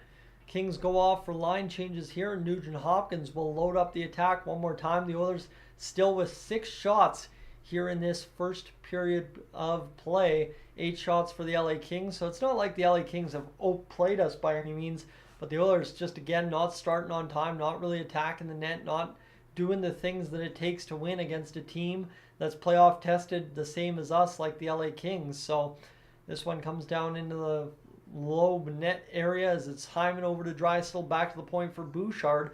Bouchard off the boards over to McDavid near side. He's rushing the net in behind. He goes around, drags around to the far side, plays it off to Bouchard again, and it will just be quickly worked off his stick and back into the neutral zone. Ekholm bounces it off a King in front of him, and he will retain possession in the near side corner over to Bouchard on the left wing in the Oilers zone, working right in front of Stuart Skinner. He will play to the far side for Ekholm, who gets the red and fires it in. Corey Perry comes out to play this puck, but immediately the LA Kings get it back out of the zone. And I mean, full credit, full marks to the LA Kings for doing what they've done to get the puck out of the zone. But they've also iced the puck now 5 times, 6 times in this first period. And if the Oilers want to keep forcing them to make mistakes like icing the puck, eventually it's going to work out. You got to have faith in that. And now chance there for Hyman, just bringing the far side iron, and then this one here for McDavid, dancing around behind. This is going to be lifted into the neutral zone. This would be one of those games where you'd need the depth scoring to really show up and get some goals in this one. 12 goals and some 50-odd points in his home scoring streak for Connor McDavid, as this one comes down to David Riddick. He'll come out and play this puck. Fogle can't strip it off his stick. The Oilers need a fortunate bounce where it beats the goalie in a funny way. I think that's what it's going to take to turn our luck here over the past few games, as the Oilers might have just coughed up that lucky bounce. Shot from the middle, shot, save made, rebound, sticked away by Darnell Nurse. What a save right there. That was a for sure back of the net one-timer for Lafreniere of the LA Kings, but the Oilers able to snatch that one away from the front of the net. And here's Zach Hyman batting that down low, or Connor Brown. I don't know. I'm very confused this evening about who's who on the ice for some reason between Brown and Hyman, as this one comes into the near side corner. Working there is Dylan Holloway. He's battling along the boards, trying to do something, as it comes now far side for Connor Brown, who is supposed to be there but unfortunately isn't. And this one works now to the near side, or far side, for Lizotte in the Oilers zone. Picked up now by Kaliev, fired back to the blue line, kept in by the Kings, quickly turned back, shot fired Gavrikov, a bounce in front, goes into the near side corner. Kings bat it back to the blue line, can't seem to do it. And this one will be fired across to the far side, cut off there by Dylan Holloway. He'll try and work up Connor Brown, and this, the fourth line continues to take a shift here. And this will be now Derek Ryan passing in front, another chance, bounce, cannot buy it off of the skates this time of Connor Brown in front. I mean, you could hit the guy a million ways from every angle and still not buy a bounce into the back of the net. He's so unlucky this year, unfortunately. 1:54 to go here in the first period as Bouchard passes to the far side. Ekholm gets across center, drifts it down to David Riddick. Backhanded over, and this one will now be picked up by the Kings. Worked back into the center of the ice. Ekholm chips just quickly back into the Kings zone. And it's been the problem for the Oilers all night. They just haven't been able to get the puck down, working well in the Kings zone and rimming around and working the puck for more than a few seconds at a time before a Kings player is on it. And now Ekholm's going to battle this one back down. Here's the Oilers' second line actually doing something here for a brief moment. Janmark got it back. Here's Ekholm ripping it back along the boards one more time. Under pressure is the Kings' defense as the Oilers try to make the play, but the Kings quickly clear it out back the other way across the line. Fiala's onside. Deneau fired the shot. Save made by Skinner. Big save there, and then a near side shot off the side of the net. It's tied up along the side, and Skinner is going to hold sway as, tough start for the Oilers, that's for sure. Kick save there for Stuart Skinner. We got 1:01 to go in the first period.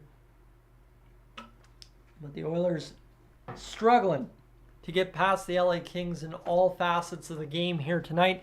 Ace, that much is for sure. Don, you'll be surprised if the Oilers win tonight. Again, I would not be surprised to see the Oilers win tonight. Tonight seems like one of those nights they squeak out a victory. But again, it's one of those that it's going to take them everything they've got, and they're not going to learn from it. That's the frustrating part. If they win tonight, they won't have learned anything about how to win. And that's just the tough part. Is you think in games like this, right, that Vegas loss, we played the right way. We just came up short, had one thing to clean up, and bingo, we would have won against Vegas in the game that snapped the streak. Instead of learning from it, we abandoned everything we were doing. So, just tough, right? The Oilers have to figure out, hey, commitment to team defense, commitment to everything is key. And so far, they just haven't, since the All-Star break, committed to doing things the right way. Kings Rule, thank you so much for the donation on the board. Appreciate that very much. As I appreciate, right? Kings Rule is back from the playoff series there last year against the LA Kings. This is what I was saying right off the top of the stream. Friends, the LA Kings, compared to the Vegas Golden Knights fans, were much, much nicer, much more kind of civil in the chat all series long. And that's the losing team in the series. So Kings Rule has been a great supporter of the channel since then, and obviously keeps coming back. So thank you so much for that, Kings. And definitely... we will be meeting many more times. Well, again, if the Oilers find a way to stay in the top three, the Kings are easily going to find a way to get back in the top three. I think Vegas, by the looks of it, is starting to fall off. And if you're going to have three teams, with Vegas having two big guys out until playoffs, three teams that need to make that 2 and 3, and the Oilers and Kings are in there, I think it's going to be the Oilers and Kings all day, just given how history's gone the past few years. We're back to action here. 53 seconds to go in this first period of play. 11-6 the shots here in this first period for the LA Kings, as this one's going to come back the other way now. The Oilers trying to load up. The Kings will tap this one back down, and the Oilers will fire this to the far side. Here's Zach Hyman chipping along the boards as it comes down low into the Oilers offensive zone. Doughty rims it off the boards. Not out, and it comes to the near side. Kings trying to make the play here as they will lose the puck. Here's McDavid. Over, shot, Hyman scores! Just like that, the Oilers level the goal column with a beautiful one-time OV snipe for the Oilers, just like that for Zach Hyman. And like I said, tonight seems like the night he gets the hat trick to get 40 goals. And just like that, the Oilers actually get the job done. They get down low in the Kings zone, force a turnover, and just a beautiful pass by McDavid to set up Hyman. And that is... there you go, working the puck, right? I mean, Bouchard comes down, pinches correctly. Instead of flying at the puck, he sealed the boards, forced the Kings to turn around, lost the puck to McDavid, and a beautiful one-time shot for Zach Hyman, who bounces it in. And you like to see that, and then we win the face-off forward even to boot. So 18 seconds to go here in this one, and then Corey Perry on the dump-in right onto Riddick, eats one up high, but almost gets the turnover as well. Bouchard gets another assist. He's now up to 41 this season, as this will be 4 seconds to go in this first period of play, friends. And the Oilers, there you go. You'll love to see it. That is exactly what you need to do against the LA Kings to score goals. And you gotta like that for the Edmonton Oilers. That is a huge, huge goal. And now we go into the dressing room tied at 1. Again, like I said, this seems like one of those games that the Oilers win 2-1, 3-1, and just don't seem to learn from. But hey, if they want to win hockey games, again, you just got to win half your hockey games remaining, and you most likely make the playoffs from here on out. So, Mike, welcome aboard. Jack, missed you earlier. Welcome aboard. And as well, Alan, welcome aboard. And see you as well. As Zach Hyman scores his 38th of the season, friends. That is a good one now for the Oilers. That Kings point there makes it a little bit more fun to watch, right? I think the Oilers and Kings are best when they're trading goals, and I don't mean it has to be 3-3 by the end of the first period. I mean, just go out there, trade goals, but make it a good game, get some good saves and stuff like that. And I guess that's what the toughest part here for the Oilers has been, is when you trade goals, it seems like Stuart Skinner's given up some awful ones, and we're having to work awfully hard to make our goals happen. But friends, David, welcome back into the chat. And Jim, Hyman is the best free agent signing in Oilers history. I would say I would believe that to be true. I think there isn't really anyone else that compares in recent memory at least. But as we continue along here tonight, friends, we're up to 85 hours on the stream, so we should be past 100 by the end of this first period intermission. But I'll be right back, friends. Going to go refill the water bottle. That's how much water we used already through this hockey game. So bathroom break all told, and we'll be right back with everything. If you haven't hit that subscribe button, definitely make sure to do that. I'll be back in 5 or less.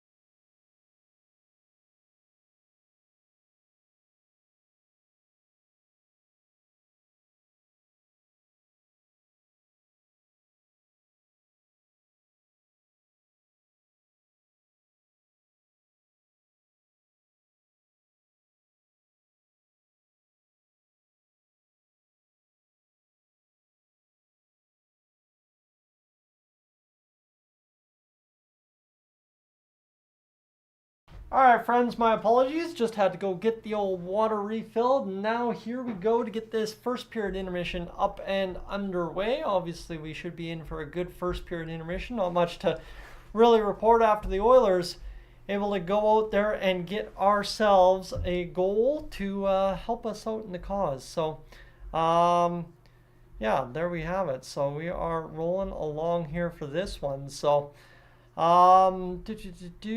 are good to go. Don't think I've missed anything in the chat other than Ace saying I missed King's dono for $5 there. I did not miss that. I used that opportunity to tell Kings and every other LA Kings fan that is returning from the live streams back in the playoffs how grateful I am for how awesome they were to deal with during the playoffs. I mean, tenfold friends, and Kings has been a great supporter of the channel since those playoff days. Just simply, Kings fans were an absolute treasure to deal with as opposed to the Vegas Golden Knights fans. Kings fans can even agree with that, dealing with Vegas Golden Knights fans themselves. But to be honest with you, it was absolutely phenomenal to see so many of them continue to come over to the live streams here on Dolynny TV as the year comes on. And even the LA Kings fans that were heckling me in the chat, they still continue to come around and comment on the videos. So definitely appreciate our friends from the LA Kings coming over and hanging out with us. So appreciate that. So Ace, no worries. Okay, you did. Okay, sorry. Tyson's feed was 15 minutes behind. There we go. Either way, point stands. I got another opportunity to thank Kings fans for being awesome. I guess that's where I'll take it.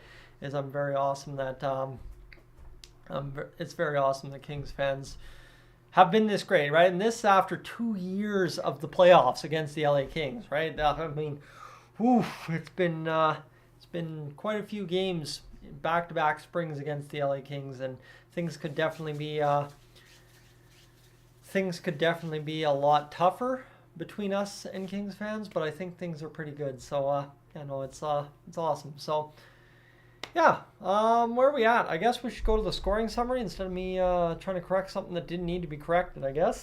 Trevor Moore started us off in that first period, friends. It was Trevor Moore with Quinton Byfield and Andres England getting the assists on that one. Then Zach Hyman, after a struggle fest of a first period for the Oilers. I mean, overall, they weren't the worst, they weren't the best.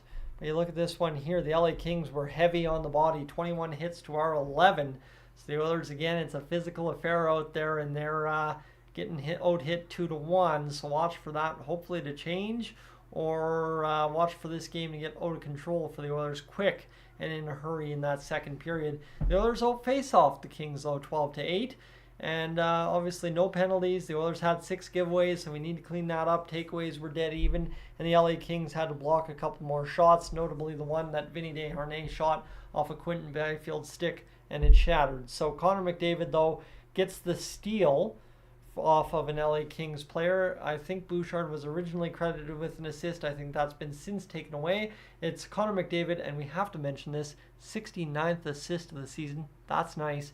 And Zach Hyman gets his 38th goal of the season. He is now 2 away and a hat trick tonight away from getting this hockey game to a good score for the Oilers, and obviously getting to 40 goals on the year as well. So, David, you're talking about the Kings losing Quick. They lost you too. Yeah, no, the LA Kings losing Jonathan Quick and seeing him go to the New York Rangers and doing what he's doing this year is quite interesting. To be honest with you, that Jonathan Quick has resurrected his career to a good extent in New York.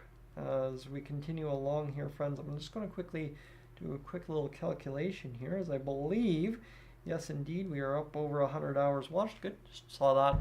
Quickly wanted to make mention of that, but I don't think there's much else to really mention. I guess we should see what's going on in that first period of play here for the Edmonton Oilers. 22nd player in Oilers history to record a goal streak of 5 or more games. Interesting there for Zach Hyman, who I guess I totally forgot was on a 4-game goal streak. So McDavid has an incredible 18 assists in his last 22 periods. Hyman's 38th, 2 away from his first 40 goal season. And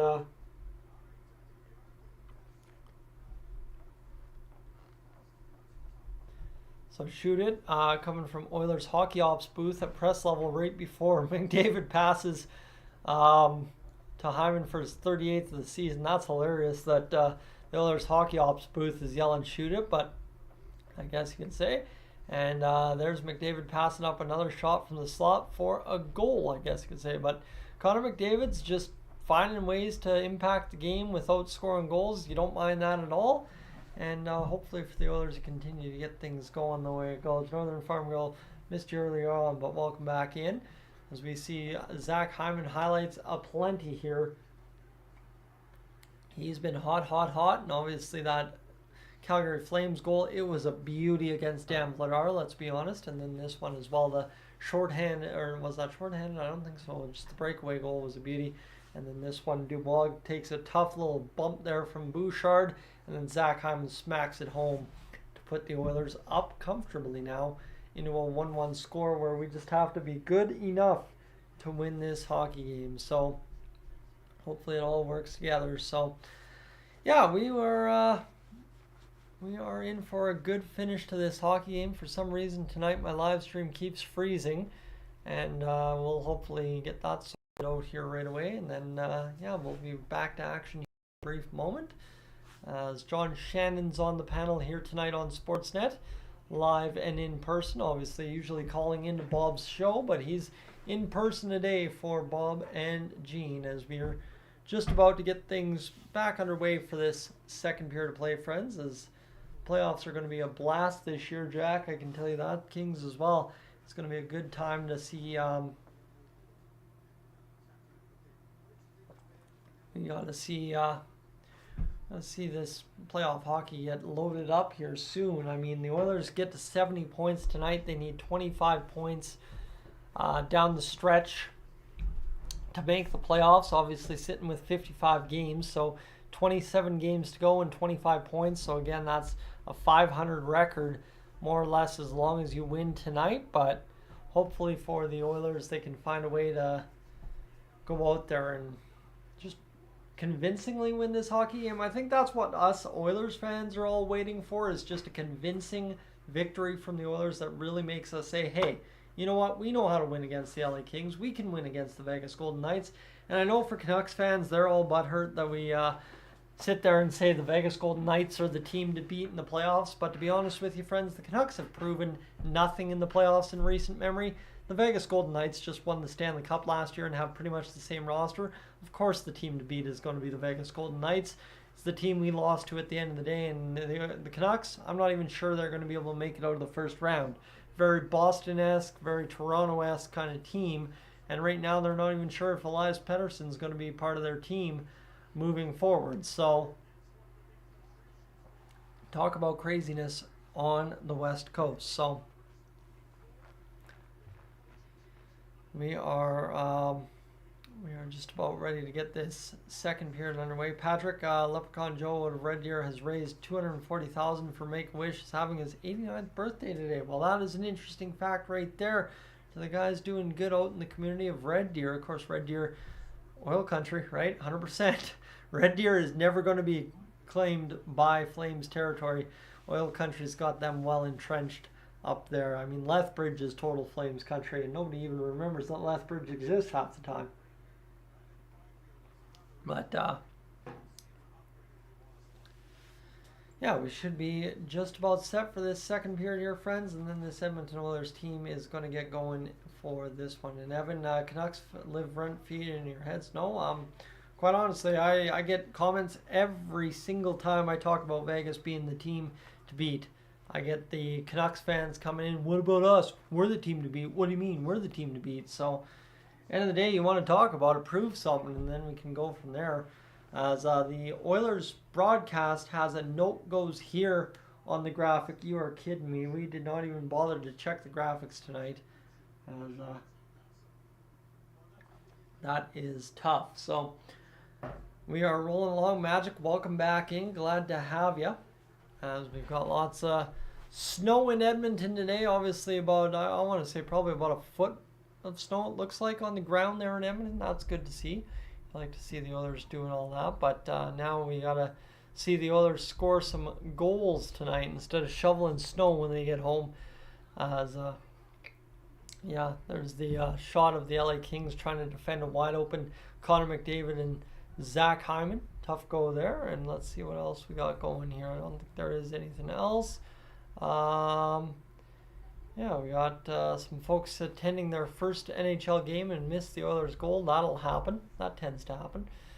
But it is where it is. So, yeah, we're rolling along, friends. One last commercial break, and then we'll get things fired up for this second period. And thanks to King's Rule, we'll continue along here on the broadcast without a commercial break until the second intermission. It's just about to fire one up, and then I remember that coming across the slate. So we will roll on, and roll on. As to those of you that have again tuned into the O for a Rip music video, thank you again. At the top of your chat, you would see pinned a video titled O for a Rip.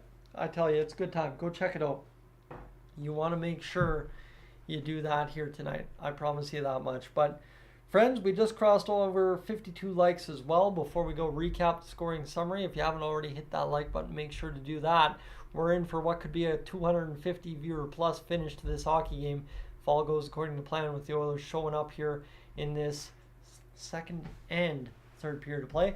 Trevor Moore from Quinton Byfield and Andres England, and then Zach Hyman late in that first period got us even with the one-timer goal. OV-esque, 38th of the season. Connor McDavid, 69th. Oh, that's nice.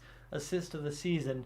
And we are ready to rock and roll for this second period here in a brief moment or two. Just got to wait for the broadcast to flip back to the live in-arena feed, and then we should be good to go. And not without Mark Stone. Vegas is a different team, but I'll tell you, Mark Stone's going to be back ready for Game 1 of the playoffs, especially if it's against the Edmonton Oilers. I guarantee it. So that's where I would say don't put too much stock into what Vegas does in the regular season unless they miss the playoffs. If they miss the playoffs because of injuries, yes.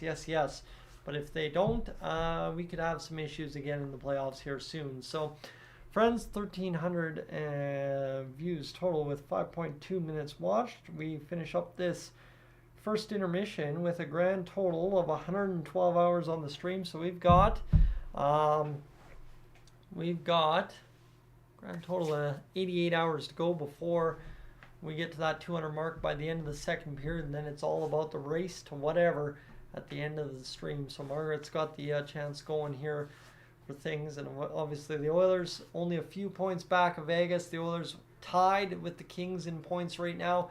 They need a big effort tonight to win themselves a hockey game and get ahead of LA once again in the standings. So let's see what they can do here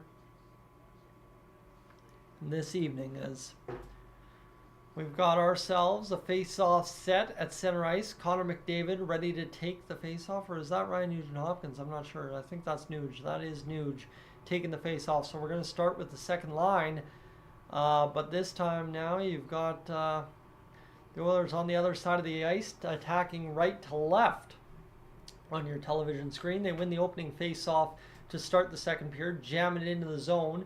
That's going to be Matthias Janmark trying to get in there. The Kings quickly close in on the puck, does Trevor Moore. Nice turnover forced by Ryan Nugent-Hopkins. Shot fired immediately to the net. And here's Janmark trying to get it going. And the Oilers are causing chaos in the Kings zone. Nice play by Ceci. Ceci fires a shot, fired in front, batted away by the Kings. And this one comes to the near side, as that will be Fiala losing the puck in the neutral zone. The Oilers immediately attacked the Kings on the zone. I did not expect that. They dump it in, go off for a line change, but what looked like it was going to be a losing situation for the Oilers on that entry into the zone turned into a good effort. And hey, if they dig in that little bit more, they're going to find ways to win games. As this one battling along the near side boards in the Oilers zone, picked up by Connor McDavid, turned over to Lafreniere, and it's going to be a nice little quick tip out of the zone by the Oilers just in time. As it comes back down around to the far side, Bouchard taps it along the boards. Again, the Oilers just cannot seem to make a crisp pass out of their zone to start this period. We're a minute 15 in without an icing call. That seems weird. as the Oilers still trying to make the one quick pass as they just got to fire this in, as Drysdale will dump it in and go chasing into the corner against Doughty. He wanted to just hit Doughty hard. That's all he was looking to do there. Kings back the other way on the quick retrieval, will fire up into the Oilers' far side corner.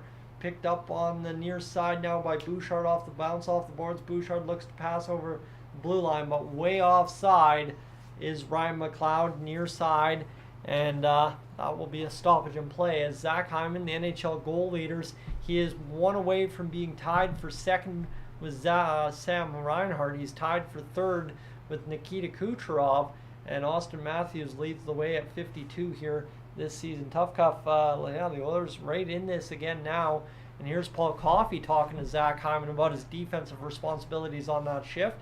So here's Jordan Spence, I believe it is, with the puck as he'll fire it up to the near side in front of the benches, or far side in front of the benches, my apologies, as Kulak turns it over along the boards. He's going to poke it off the stick of Byfield. The Oilers get a break as it comes out of the zone, and we will have a stoppage in play with an offside at the Oilers line. 18:02 to go here in this second period of play. 1-1 the score between the Oilers and the LA Kings. This second period starting off a little bit better than that first period did.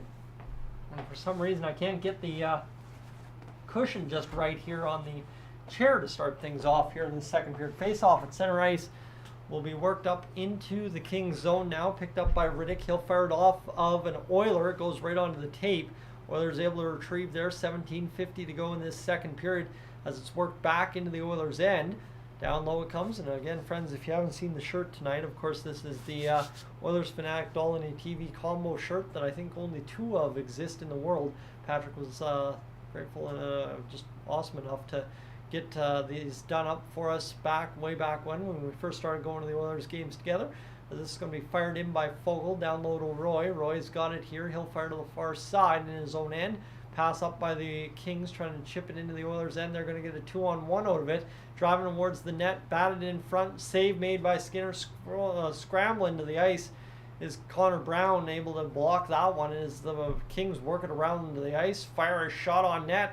And that one, for some reason, the camera's been hard to follow the last 2 games, is going to be worked out of the zone by the Oilers, and we will have a stoppage in the stream. For some reason it's frozen up. Sportsnet struggling for some reason, I'm not sure why.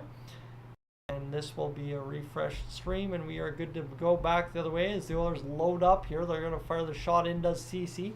Around to Roy as he'll try and see it to the near side boards, does. This one will be punched up the middle by the LA Kings across the blue line. They're going to drift and fire it down low. Here's Darnell Nurse. He'll play to the far side, but over skating that puck was Connor Brown and Cody Cece. Pass right in front, denied by Stuart Skinner. The Oilers able to grab it. Fourth line trying to go for a skate. Dylan Holloway, nice little grab around, and he's not going to draw a penalty there as he got held up by the LA Kings. A lot of clutching and grabbing here in this second period, and of course this hockey game overall as the LA Kings and Edmonton Oilers engaged in a very grindy playoff type battle here as both teams have been forced to do some things I don't think either team's used to doing against other teams, but given the way the Oilers and Kings play each other, you know that it's going to be coming out of the best of them, as it does every April between these 2 teams the past 2 years. So see what they can do as this second period continues along. This second period zipping a little bit more so than that first period, that's for sure. As this one will go 15:55 to go in this second period. Derek Ryan will take the face off against the LA Kings. It's worked back to the blue line. Shots drifted down low into the far side corner by the Kings. Working there is Kulak taking his man to the ice. The Oilers make the pass there to Kane as he will work ahead. Look to lift in, and here comes Nugent Hopkins against Gavrikov. He throws the hit against Gavrikov. It frees up, and again, there's the dump and chase. Working to the Oilers' advantage, getting the turnover from the Kings. The Oilers, though, retreat at the blue line to stave off what would have been an odd man breakaway. And this one works back into Oilers' possession again here as this one works across the blue line.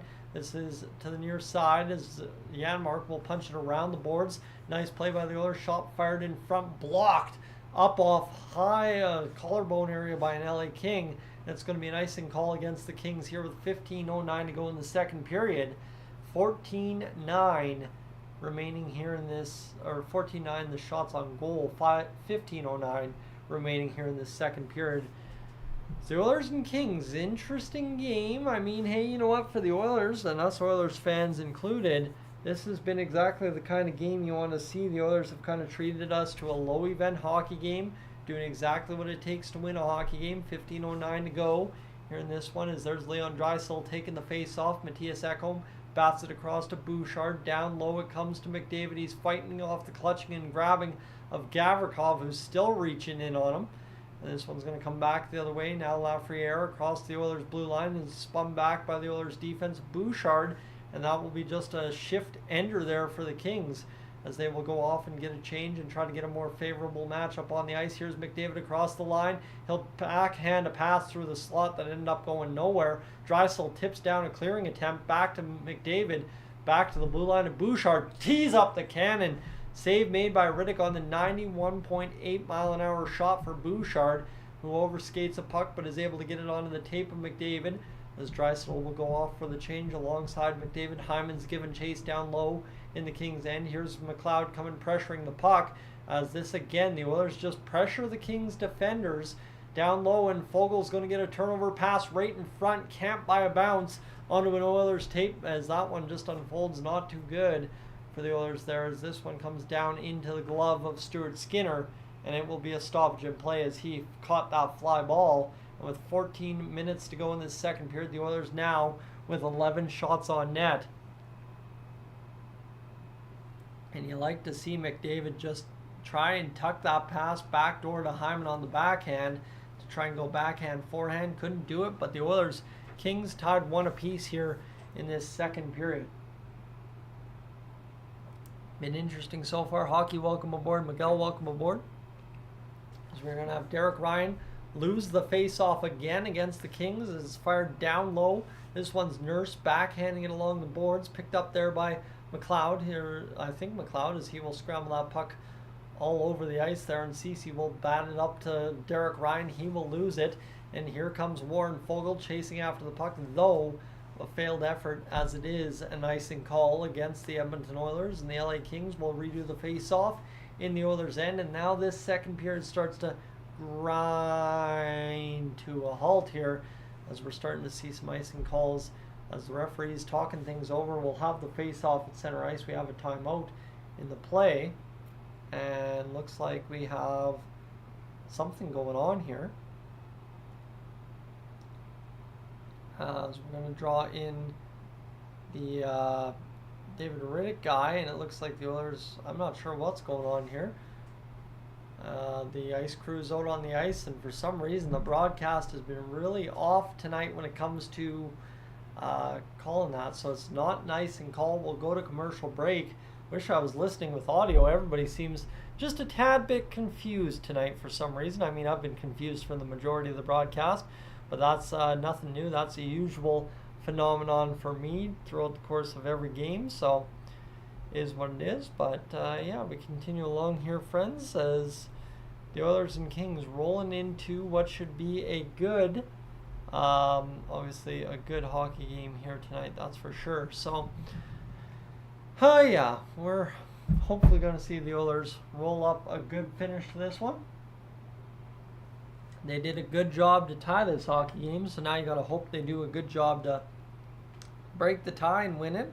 That's really all I care about. But again, it all comes with patience, it all comes with time, and it all comes with commitment to the process. That much is for sure. We're at 134 hours watched on the stream, friends, so we are just crushing along here. There's 100 of you currently along for the ride. If you haven't already left a like on the stream, make sure to do so. And if you haven't hit that subscribe button, friends, what are you waiting for? This is only going to get more fun as time allots throughout the rest of the season. Make sure to hit that subscribe button. We are going to the playoffs. I can almost guarantee you that for the Edmonton Oilers, despite how poor they've played since the post-All-Star break. I will tell you, the Oilers are easily on track to make the playoffs thanks to enough win streaks between the 8 and 10 or 8 and 16 gamer. So right now the Kings out hitting the Oilers 23-13. Interesting. And mid-season coach changes so far this season. Jacques Martin, Patrick Waugh, Chris Knobloch, John Hines, and everybody has come to not a losing result, I guess you could say. Patrick Waugh is the only one that's 500 so far with some overtime losses. But Chris Knobloch leads the way, and Jim Hillier at 6-2-0 as the new head coach of the LA Kings. So we'll continue along. Face off at center ice. And nostalgic, it was, of course, Zach Hyman, who now has a 5-game goal streak for the Oilers. Tipping it in as the Oilers go and dump and chase here. Perry lands a hit on Gavrikov, who's been banged up a couple of times here by the Oilers along the end wall in his own zone so far this hockey game. As Fogel's battling along the wall there, trying to come up with his puck. McLeod can't separate it, and the Kings come away with it. This is passed over to Byfield. Byfield looking to the middle. He's going to be turned back by the Oilers defense. And a good swat there by Cody Ceci, gets to the far wall. Fogel's quickly swallowed up. So far, no penalties in this hockey game for the Oilers. You like to see that. It's coming back the other way now is Darnell Nurse ripping a shot onto Riddick into the far side corner. Kings bounce it around the end boards and quickly transition out of the zone. Looking to make a play across the Oilers line. They do. Trying to push it ahead is Lizotte. That's worked back there by Leon Draisaitl. He's going to work it now for a one-timer for the LA Kings. And they make the save. In front does Stuart Skinner. And the Oilers are able to stave off a good chance. As there's a little bit of pushing and shoving in front of the Oilers net. That's about as chippy as this hockey game's gotten. But you like to see for the Oilers, they've done just enough to be winning a hockey game if they buy a bounce here on a shift or two from now. As Ekholm takes a cross-check into the hips of Lizotte and doesn't end up with a penalty by the looks of it anyway. They're showing it too many times not to be a penalty, but yeah, it will not be a penalty either. So good work for the Oilers, getting away with some greasier plays, getting some good hard lumber on the Kings players. And again, the Kings have obviously been clutching and grabbing too, so if they're going to let us just play on through the first half of the hockey game, we are in for a great finish. Pass in front. Oilers just caught puck watching back of the net, and the LA Kings have taken a 2-1 lead as Lafreniere scores the goal by the looks of it for the LA Kings. And that is just tough as Matthias Ekholm fires a puck into the neutral zone, turns it over immediately. Bouchard gets standing still, and then Matthias Ekholm caught puck watching as the puck is tapped in backdoor. Kopitar able to feed the perfect pass through, and Stuart Skinner unable to get across fast enough to stop that puck. So now it's 2-1 for the LA Kings on the exact next shift. After that, good little play by the Oilers down low, getting the lumber on Lizotte as Lafreniere is the Rangers guy. But either way, the Kings will work this one in the middle of the ice. This bounced off of a Kings player, turned over right at the blue line by the Oilers again. Ekholm guilty again on that one, but the Oilers able to retrieve quickly. And they're going to look to answer back as this one's going to be fired down in the LA Kings zone. Coming heavy at it is Kane as he throws a massive hit. Oilers get a slap shot opportunity, but wiring it far right was Mr. Matthias Ekholm, and this one's battled off the boards. Trying to pick it up is Kane. He can't do it, and this will go back down low as the Oilers have a penalty upcoming. And Kane will touch up the puck. Bouchard can't believe it, and things are about to go bad to worse here for the Edmonton Oilers as Bouchard steals the stick pretty much right out of Lafreniere's hands, dragging him right down, as the Oilers have seen that called against them this year and called for them this year. Bouchard upset, so this one will be a big opportunity now for the Oilers to try and kill this one. They need a big kill here. 79.5 on the season overall.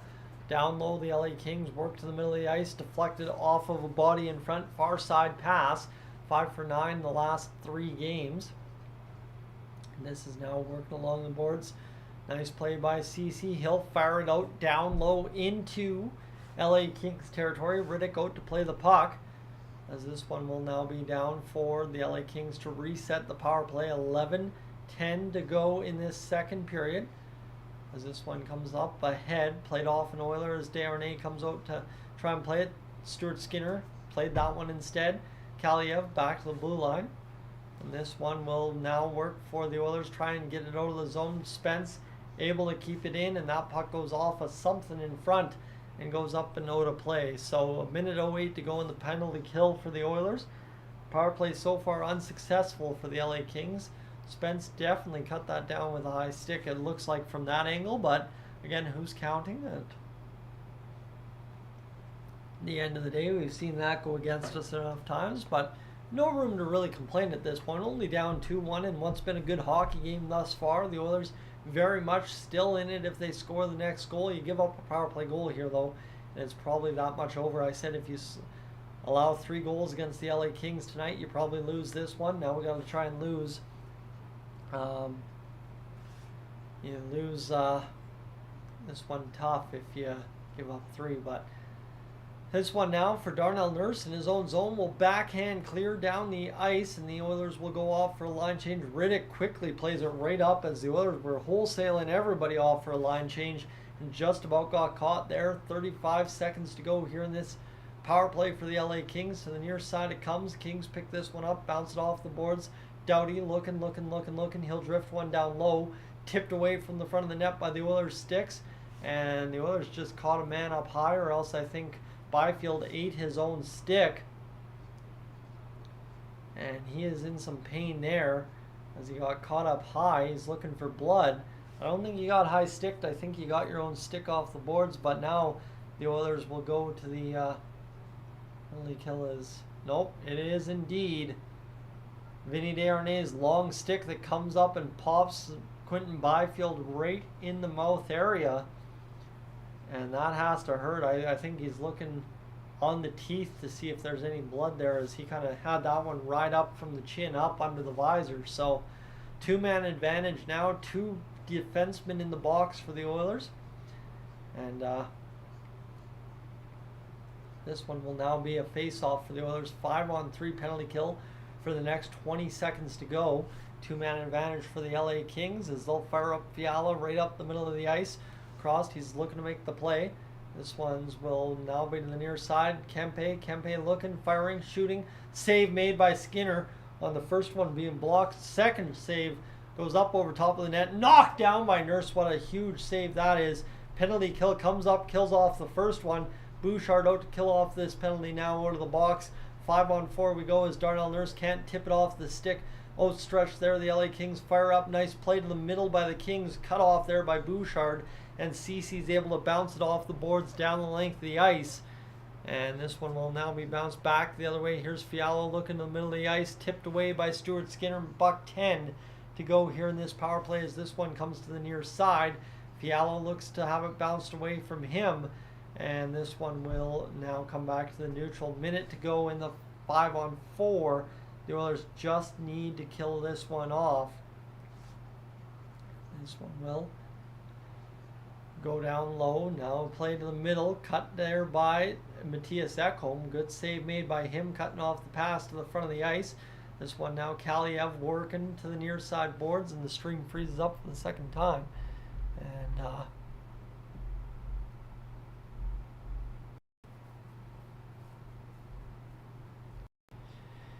here we go. This one's down low in the Kings zone. Looks like we didn't miss much. Just a few seconds of play as we're back with 20 seconds to go in the penalty kill for the Oilers, and they are going to be able to load up the attack, hauling down a player.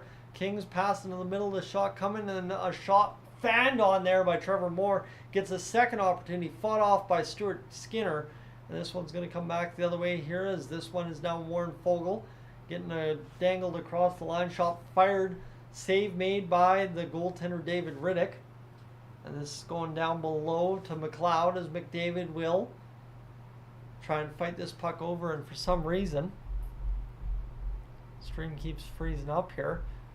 And we will try and reload this one more time here, friends. And let's go here as the LA Kings working through the middle here. Picked up by Fogle again, fired onto the tape. Sorry, that might have been Kulak. Fired onto the tape of McDavid. Now wrapping around McDavid, trying to jam it in front. Hyman couldn't bury it there with 7:34 to go. The puck's going to be fired back the other way, and it will be picked up by the Oilers. Bounced off the boards. Here's Draisaitl now across the line. He's looking to work backhand into the zone. Kopitar works it off his stick. Here's Doughty trying not to turn that one over in front. Bounced off and down the length of the ice into the Oilers' end. Quickly fought back the other way off of a deflection. No, just bounced off the boards instead, and the Oilers guilty of an icing call.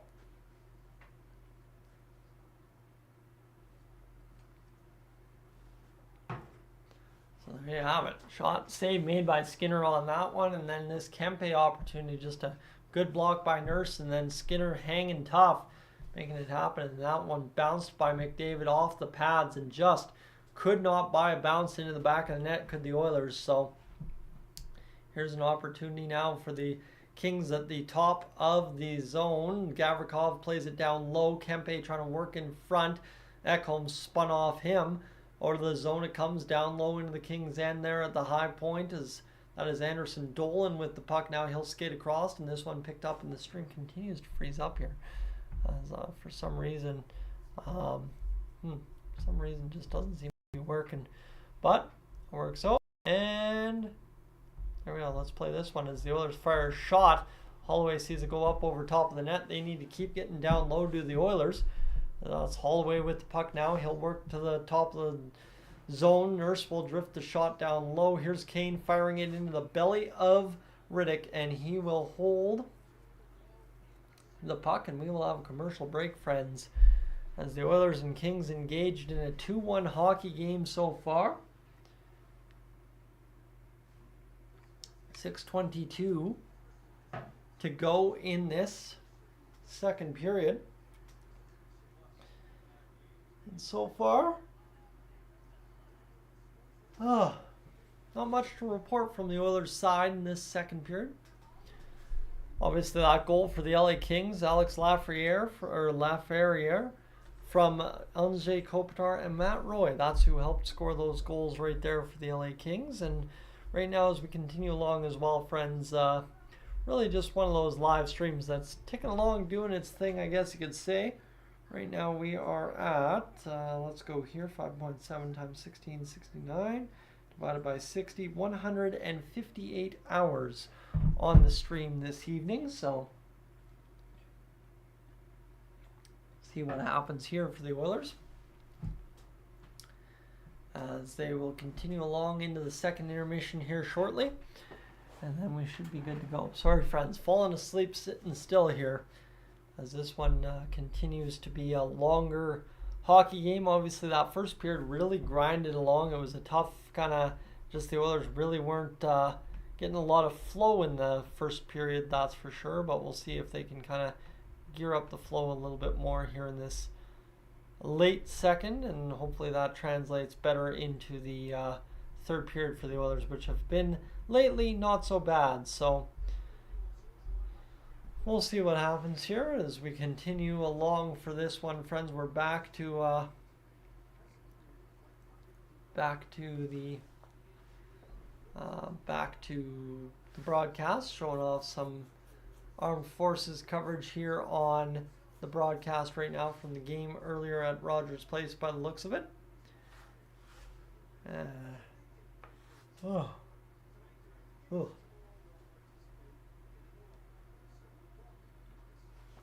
We are going to have a face-off down for Nugent Hopkins. Now Nurse picks up the puck. He's going to try and drift in front looking for Nugent Hopkins. Nuge gets spun off the puck, bouncing in front. He got knocked down there by the opponents. Here's Holloway looking for something in front. Pass to the middle, can't do it. Looks like Holloway and Janmark has have switched things up. 602 to go in this second period, friends, and the Oilers just really need to generate something here on net to light me back up. I am starting to fall asleep here. I guess it is 9 o'clock. Been bedtime last night already. So 24-17 the shots on goal, as we'll see the Oilers get going here for this face-off to the left of Stuart Skinner. As Riley, welcome aboard, hands as well as we're getting things rolling here. The backhand in the front of the net goes wide. Now Corey Perry chasing this puck. Ryan McLeod, Warren Fogle, and Corey Perry still aligned in this hockey game as Fogle comes back the other way. as Fogle is racing on the puck. He's turned back quickly by the LA Kings defense after gaining speed, but he bounces it right in front. Shot fired by McLeod, and David Riddick bails out the LA Kings, and then McLeod tries to stick down a turnover, and this is going to be chopped by the Kings into the Oilers' end. Perry turns over the puck to Moore, but then immediately staples him along the boards and is able to get things going the other way for the Oilers here as Darnay's bouncing Fiala along the end wall, just kept shoving him until he gave up the puck. That's what you like to see. This has been a hotly contested match just in terms of trying to get puck possession. Darnay has it bounce off his inside of his skate. He'll bounce it off the end wall. The LA Kings player takes the worst of the contact by the looks of it.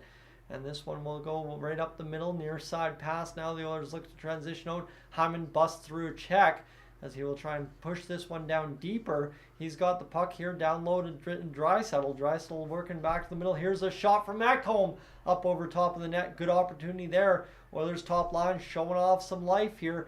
Zach Hyman working on a player as he will get the puck battle won. He'll take a knee-on-knee from Gavrikov. No call coming up. Oilers faithful looking for a call. Here's Ekholm in the slot. Shot fired, save made by Riddick. We do get a call. Actually, that's the Oilers faithful getting happy for a call, I guess you could say.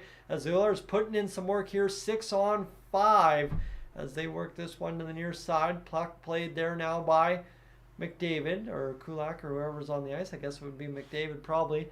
And that will be a stoppage in play as the LA Kings have taken a penalty and the Oilers have gotten to the attack and definitely doing some good things there on that shift. You like to see it, so that is for sure. And Lane, am I watching a bit of a delayed broadcast, or is the stream delayed? So I watch on Sportsnet Plus. The stream on Sportsnet Plus is delayed by about 35 seconds. And then there's about a 15 to 20 second buffer from the time I hit live on my live stream to the time it shows up on YouTube. So all told, I'm about 45 to a minute behind given any hockey game. So I know a lot of people will sync up, and that's kind of how it tunes out for a lot of people, is they just wait to sync me up with what they're seeing on TV and then broadcast it that way. But you know what, I end of the day, I actually don't know what the full delay is, to be honest with you. All right, let's see, friends. We are going to roll over here for a brief moment, as I again tell you to check the top of the chat as well. If you haven't checked out for a Rip yet before, you got to do it. I'm telling you, there's a ton of you that I know haven't, and there's a ton of you that I know have. But also, if you're new to the channel, need you to hit that subscribe button. Keep coming back for these live streams. Keep coming back for the videos, friends. Entering tonight, we were just over 104 at 15,000. And now at 15,111. So you like to see that for sure. And yeah, as we continue along here, friends, we're rolling into a pretty good day here on Dolynny TV, all told, I guess. End of the day is didn't know what to expect coming into tonight's hockey game, and it's turning out to be a pretty decent one so far for the Edmonton Oilers. And the power play for the first time is about to start up. We get the 6 o'clock Wednesday game, 6 p.m. Wednesday start, I guess you could say. But we'll see what happens here. Is 5.75 as we are now at 169 hours on the stream, friends. So we are well on our way to getting things finished off here tonight. As this one comes down low, the Oilers to the attack immediately on the face-off. Here back to the point, it goes to Bouchard. He's looking to load things up on the Oilers' first power play of the game. They've killed off the first two penalty kills. Shot fired, tipped in front twice over, and the Oilers score an important goal as Draisaitl in front of the net looks to have gotten the tip on it, and the Oilers tie the hockey game at 2, just like that. You'll love to see it as Draisaitl gets the attack going early on that power play. Bouchard able to just drift one through, and a nice pass there by Nugent Hopkins as Draisaitl tips that puck, just innocently got the stick in the lane. Just look how casual that was. Just perfect little bingo. 5-hole on David Riddick, and the Edmonton Oilers jump out to a 2-2 tie once again late in the period. So like I said, it all comes down to just scoring that next goal to make it 3-2, because end of the day, you give up 3 goals against the LA Kings, you're going to probably lose this game. But now we've got a little bit of time to work with in this second period to get that third goal and clamp it down in the third period. Kings fire it off the opening face-off. I don't want to celebrate too much. I'm comfortable now and back in a tie game. 41 assists for Bouchard officially now, and Nugent Hopkins picks up another point as he shows up in the scoreboard on the power play as Deneau's across the line. The Oilers have to keep up that good work here in this second period, keeping the Kings away from the front of the net for dangerous opportunities. And of course, Stuart Skinner, when a guy gets to the front of the net, working away and kicking it out, as here's Fogle backhanding out in the neutral ice. This one will be down low to Matt Roy. He'll fire up into the middle of the ice. Dean, welcome aboard, as this one is Lizotte punching in into the middle. That's a nice kick out there by Skinner with the paddle. Nice ride out there by Darnell Nurse, and the Oilers definitely doing good work here in this second period with already a minute gone since the goal scored, and so far no real chances bled, as they really haven't bled an odd man rush against, I guess, this hockey game in terms of really bad. Here's Lewis playing this one up along the boards, as this will come back down into the Oilers' end. Cody Ceci up to pick up this puck. He's looking to make this play. As this one will come to the near side, picked up by Darnell Nurse. He'll play through the middle, cut off there by the LA Kings. Coming back the other way is Lafreniere. Shot fired, Stuart Skinner the save, and Kopitar will play this one down low. As this continues to the outside, Kempe bounces off the boards. McDavid gets swallowed up by Gavrikov. Doughty calling for the puck. He's got it now. 2:23 to go in this second period of play. Puck bounced into the neutral zone by the Kings. Chopped down low to Stuart Skinner. He'll look to backhand this one across. Ekholm backhands it into the neutral zone. Picked up and fired back in, up over top of the netting and out of play on the dump in by the LA Kings. 2:09 to go in this second period. Stuart Skinner's come to play all of a sudden in this hockey game. 26 shots saved, 28 shots against.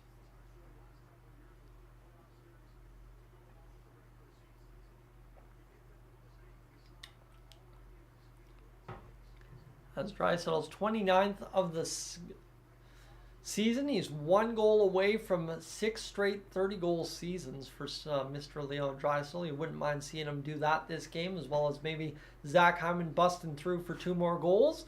I guess all told, 5 goals for the Oilers is going to be tough tonight, but hey, 4 is still possible. 5 is definitely in the realm if we want to have a good third period. But first, let's maybe get a 3-2 lead going into the second period, as the Kings and Oilers in another gem of a game here, as Bouchard skating off a defender. He's looking to the middle of the ice, trying to make that pass. He's going to cut up after working across to Anderson Dolan. Here comes Nugent Hopkins through the neutral across the far side. Kane hustling down the wing. He's going to play to the middle of the ice. The Oilers and Kings converge. It's the Kings who come away with the puck. Kane works up into a Kings grill, and this one will be fired to the Kings bench, far side into the Oilers zone. It bounces. Bouchard to the puck, over to Ekholm near side. He'll work into the middle of the ice, and this will be flipped in by Brown, who's seeing a shift for the first time in a little while. This one's worked around the boards. That will be icing. No, that'll be offside, Tyson, against the Oilers, as Desharnais. Can't believe he didn't keep that one in. Nice and tidy at the blue line there. So good work ethic here from the Oilers so far. And friends, we're creeping into a territory I don't think we've ever creeped into here on the Oilers Dolynny TV streams. We're looking at just about 6 minutes average view duration on almost 2,000 plus views. So friends, thank you so much for hanging out with me tonight. I mean, that's just an indication of what a good hockey game it's been so far. 1:06 to go. McDavid loses the face-off outside of the Kings zone. Doughty bounces it D to D, and the Kings fire it into the Oilers' end. That puck disappears somewhere. It looks like we'll have a face-off outside of the Oilers' zone with 5:09.2 left on the clock. 59.2 to go in the second period. 28-20. The shots for the LA Kings. Stuart Skinner having a heck of a hockey game here for the Oilers, as we'll have a face-off at center ice.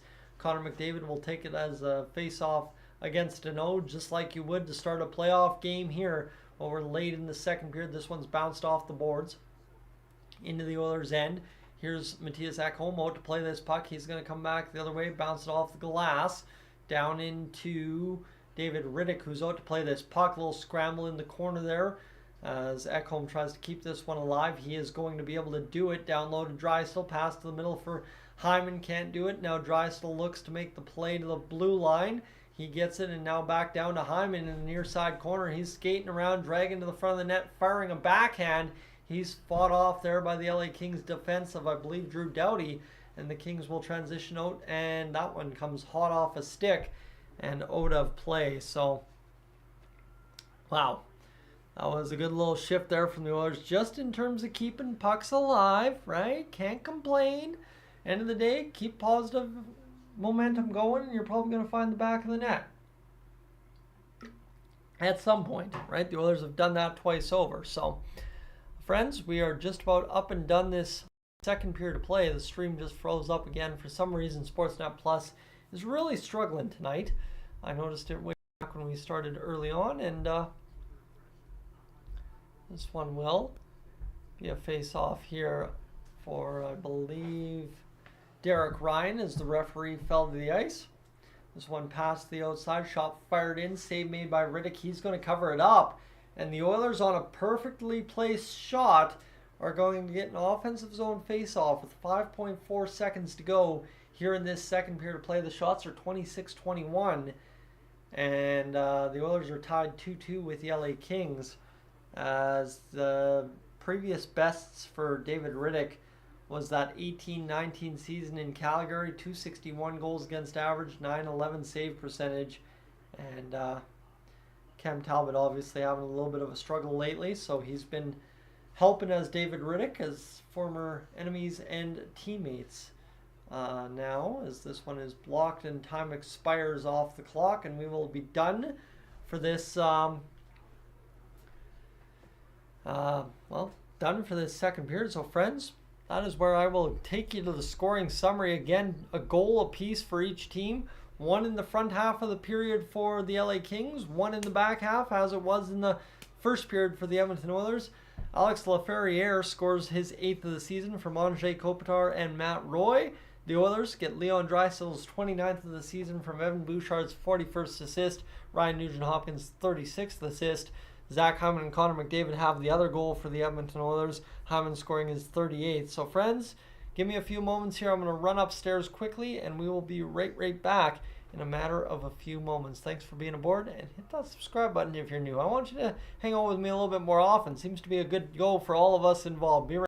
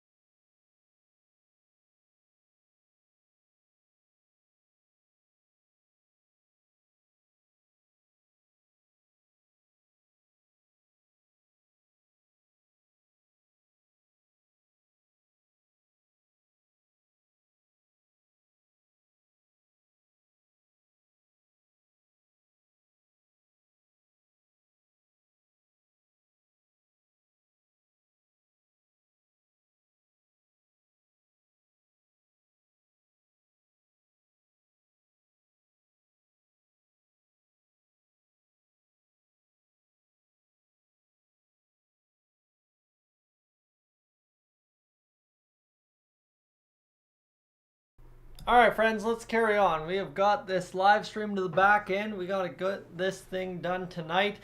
The Oilers obviously tied 2-2 with the LA Kings at the end of 2 periods of play. Hey, what do you say? We're in for a good contest tonight. I think the Oilers and Kings have given us a lot to obviously cheer for over the past few years in the playoffs, and now obviously the season series has been pretty good as well. So the Oilers just need to finish this one off here tonight, and we should be good to go. So, friends, let me go here. I'm just going to go reload the live stream completely and see if Sportsnet Plus is just struggling tonight for some reason, some unknown reason. I'm not sure why, but seem to be having a rough go of it this evening, and we'll see if that is going to let me load up. For some reason that didn't load, so let's go here and reload that. And cool, the only thing live on Sportsnet Plus right now is this, so let's go here. And as well, friends, what I will tell you right now is I've got the chat active and things are rolling along this evening. What I will tell you is definitely make sure to come back in the summer, especially when we're all done these playoffs and everything. This evening, I would love to see a board for some possible Toronto Blue Jays live streams. That's something I've been pitching all live streams so far. Is I want to make sure we get a little baseball on the channel this season. I think it would be fun to get back to the live streaming of baseball a little bit and seeing if we can't mix in a little bit of Blue Jays coverage in the meanwhile while we wait for the Oilers to make moves in the summertime. I know some people told me just give it up over the course of the summer because the Oilers aren't making news. Who cares? But I think going out there and covering the Blue Jays would be something that we've done in the past here on Dolynny TV, and a little something fun. Have a little bit of difference with it here. Simon, Mark, sort of 10,000 so far for the Oilers tonight. I think 5,000 would be fair, right? 500, 510, 50%, whatever you want to say. I think that's only fair because obviously the Oilers need to definitely do a lot more to win this hockey game, but they're doing enough not to lose this hockey game, right? Perfect balance, that perfect middle zone of not quite bad, not quite good, not quite a winning effort, not quite a losing effort thus far for the Edmonton Oilers. So we'll see if that carries through here, friends. Again, also, if you haven't hit that like button on the stream, make sure to do that. I feel silly encouraging that. Again, that seems like such a tacky thing to do, but it's something that I know over the course of the years has definitely helped out, friends. We're at 197 hours watched on the stream, so we're liking it. So, Riley, well, I guess if you just got your smartphone, welcome back.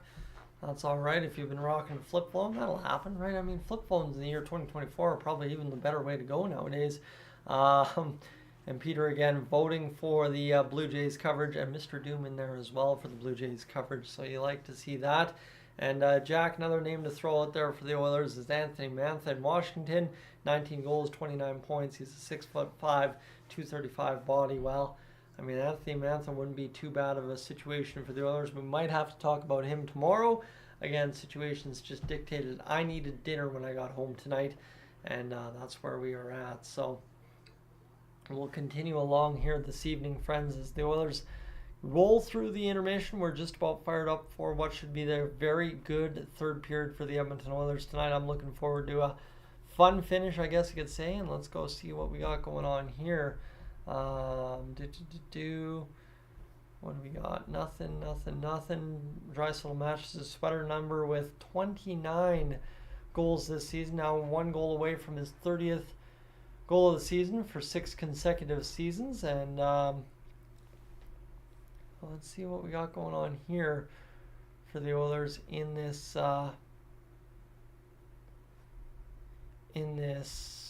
third period coming up. I don't think there's anything we got to worry about. Oh, I think we're all good right now. I think everything in terms of the Oilers is taken care of. As we are good to, we're good to go here. So, friends, we are just about set up for this third period. My apologies. Just trying to make sure we haven't missed anything. But all we've missed is the little three-legged buddy coming on up for the live stream. It's been a while since you crawled up here, buddy. Probably since the last LA Kings stream. Hey, you just coming to say hi? Yeah, my little buddy's coming to say hi as he's going to clutch on. And you like to see it. And absolutely, the LA Dodgers signed Shohei Ohtani there in the offseason. They signed pretty much everybody in baseball, so good for them. And Janice, so far for the Oilers, not bad through 2 periods of play, but the problem is not bad for the LA Kings through 2 periods of play either. So that's the issue right now as it currently sits for the Oilers. They need to get in gear and try and just beat the LA Kings just by that little margin, right? 3-2, get the job done. And Peter, yeah, that's the other side too. Nick Dowd would be a very good pickup for the Edmonton Oilers. And I mean, as you're mentioning, there's a ton of possible targets on that Washington Capitals team. So we'll see what the Oilers decide to do here when the trade deadline does indeed come around. I'm not sure why the Vegas Golden Knights live stream from a couple of months ago here, when was that published? February 7th, 2024. Yeah, I'm not sure why that one has so many views here over the past little bit. That's got a whole ton of views for some reason. My apologies to those of you that tuned into that prior to coming here.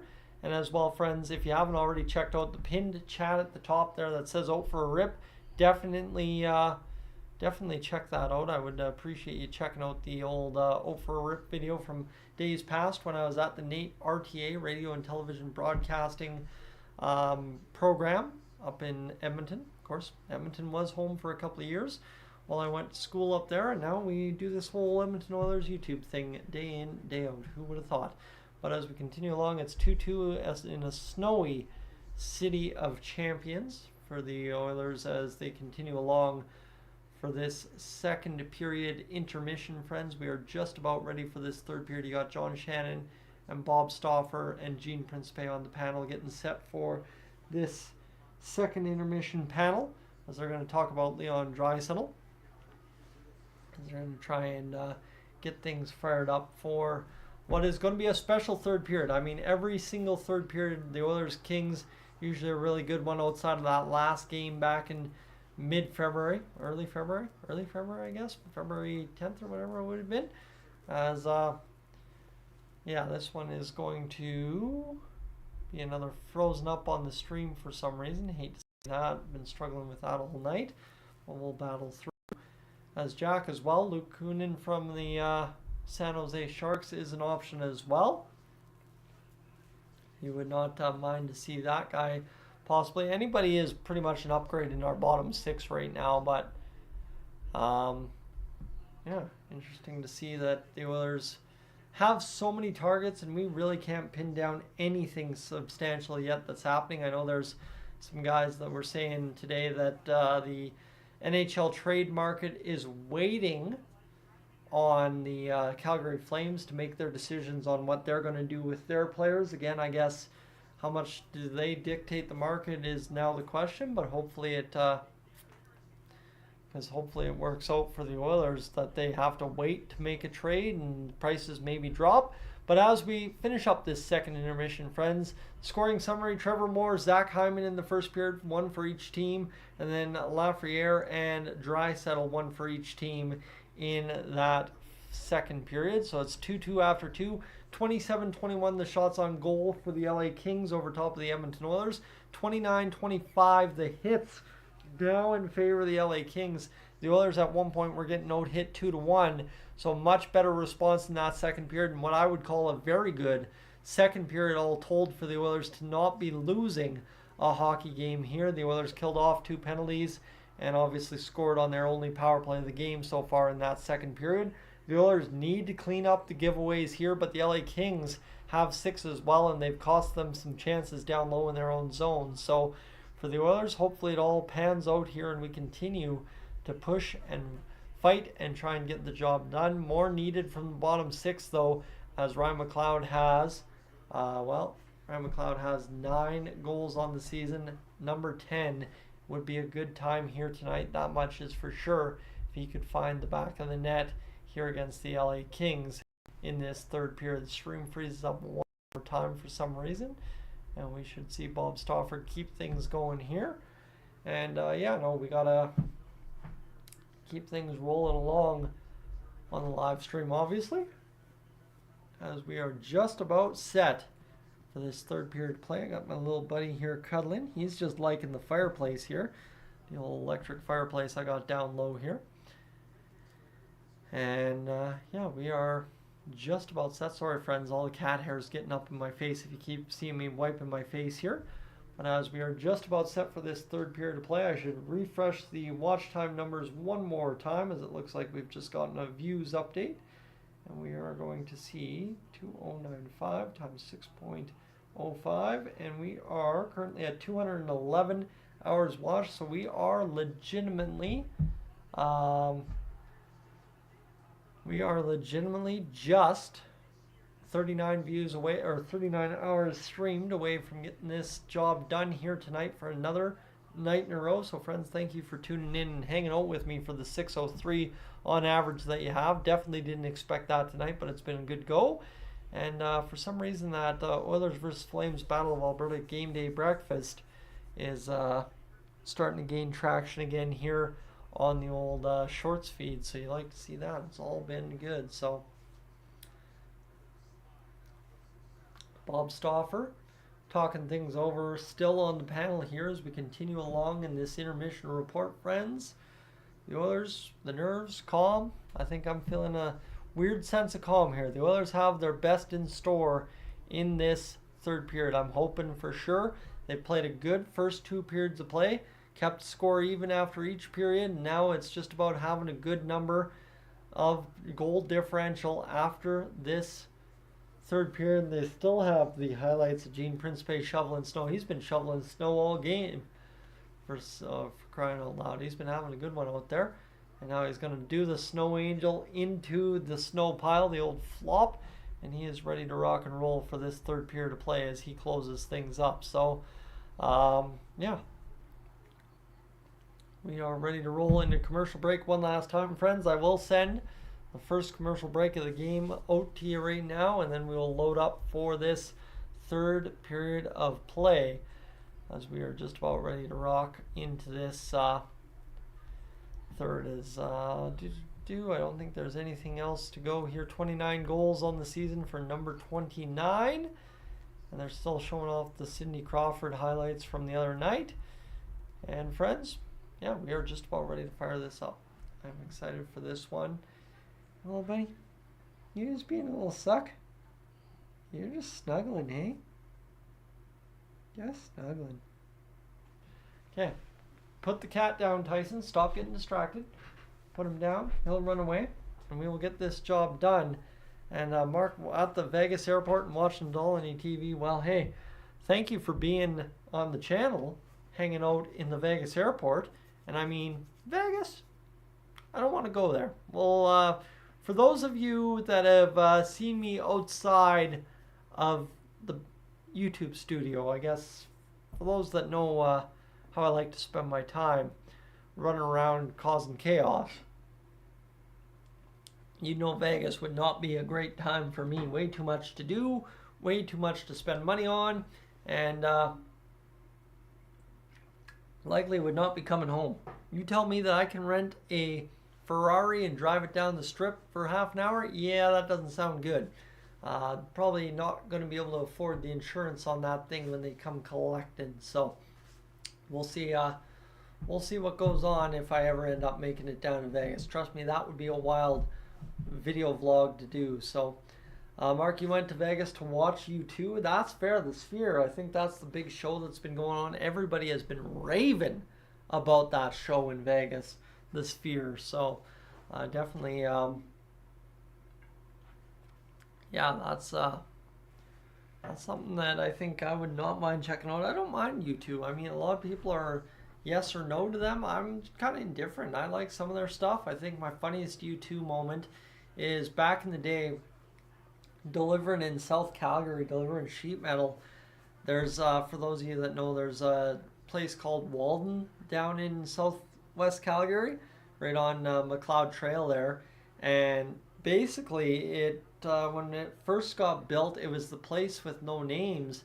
So there was no street names, and obviously, right, there's a U2 song about that, street with no names. And Yeah, it was just funny. We were sitting here. There's no street names, and that song comes on in the car, and we're just sitting there like, oh my God, this is perfectly timed. So, what do you do? Best third period goal differential this season, plus 21 for the Oilers, plus 24 for the Panthers. What do you say we score 4 and get the NHL lead? As here we go, face off at center ice, friends. We're geared up for this one. The Oilers about ready to take this one home, hopefully. Vander Kane, Nugent Hopkins, and Matthias Janmark start the period again. Janmark kind of questionable to be up in the top 6, but for some reason when he's up there, we don't produce the worst results. As this one will now be worked by the Oilers back into the Kings' end. Nugent Hopkins rims it right off the end wall, bounces it off the dasher boards, and it lands on the stick of the LA Kings. They'll work to the center of the ice.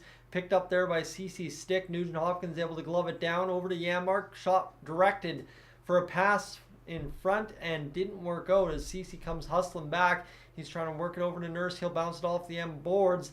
That one is going to land perfectly on the tape, just held up. Trying to avoid a bad chance there. So this one will come on down low to the LA Kings in their own end. They're going to chop it at the Oilers blue line, get it down to Stuart Skinner. 19:08 to go in this third period of play. They have not updated the scoreboard, but this is indeed the third period. As here's McDavid across to Bouchard, loading up the shot. Rebound opportunity, bounces off of Hyman in front. A good looking shot, just couldn't find the back of the net. They've now loaded up that it is indeed the third period, and the LA Kings work it just out of the zone. As this one will come over for Bouchard. Bouchard plays it now to McDavid. Down low, it comes back high for Bouchard. Along the wall for Draisaitl. Draisaitl looking to Bouchard. The shot loads up, scores! In front, Hyman interfered with Riddick by the looks of what he's arguing, but Bouchard claps it in from the point. And there you have it. The Oilers have found a way to get traffic in front and score a goal on Riddick to make it 3-2. But the question is, will it stand? As McDavid pivoted back over to Bouchard for that first opportunity there, and Bouchard just could not seem to jam it in off of Hyman.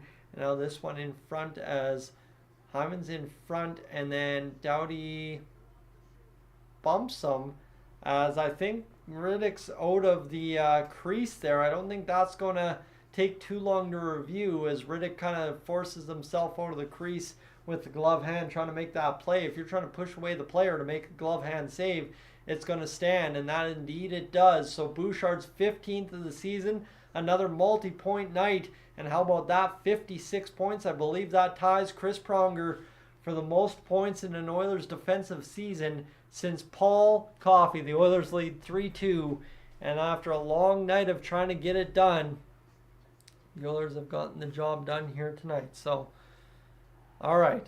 Good shot there for the Oilers. Bouchard, an absolute bomb from the point. 18:21 to go. The Oilers have the lead. Now, if this was the Vegas Golden Knights, I'd be worried. But this is the LA Kings. The Oilers just have to play that good defensive style the rest of the way home.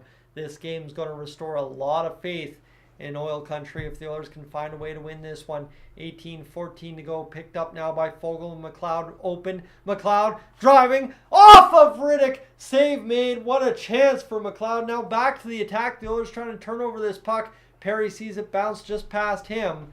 And this one will come down low for Desharnais. He'll work it off the end boards. Picked up by Kulak. Near side pass over to Perry. He'll bounce it into the neutral zone. Picked up now, cut off there by Perry. By the LA Kings, just try to bounce it in, dribble it across the board. And this one now comes to the near side. Kings working ahead. Lazot's going to see this one turned over. Picked up by the Oilers one more time. Shot fired. Ryan dribbles it just wide. Brown working to try to get it back in front, back to the point. Shot fired again up over top of the net. Brown is going to look into this near side corner, try and help out. That's instead Holloway and Ryan trying to work that puck.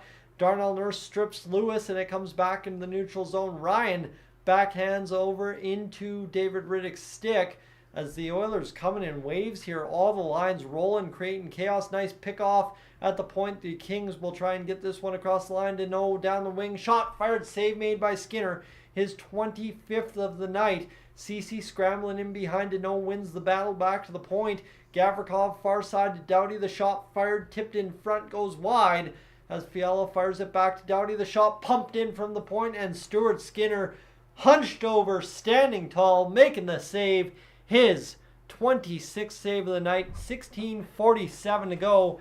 And we are going to have a dandy of a hockey game the rest of the way home, friends, as we are about to load up what's going to be a fun rest of this period, as Ryan McLeod just could not beat David Riddick as it bounces off of him, and then Stuart Skinner a big clap from the point. And now Connor Brown, if we continue to keep a 3-2 lead, we'll have a chance at an empty netter. Talk about depth scoring coming up clutch in a hockey game if Connor Brown scores the empty netter here as the Oilers get it into the neutral zone. Matthias Janmark across the line, poke checks it to Evander Kane, who gets bounced off the puck by Dubois. And he had it for a brief moment as the Kings transition across the blue line into the Oilers' end. Shot fired off the blocker of Skinner as this one comes to the new one here. As this comes around to the far side. Puck now for the Kings. Back now down low it comes. The shot fired to the middle of the ice. Picked up now by Evander Kane.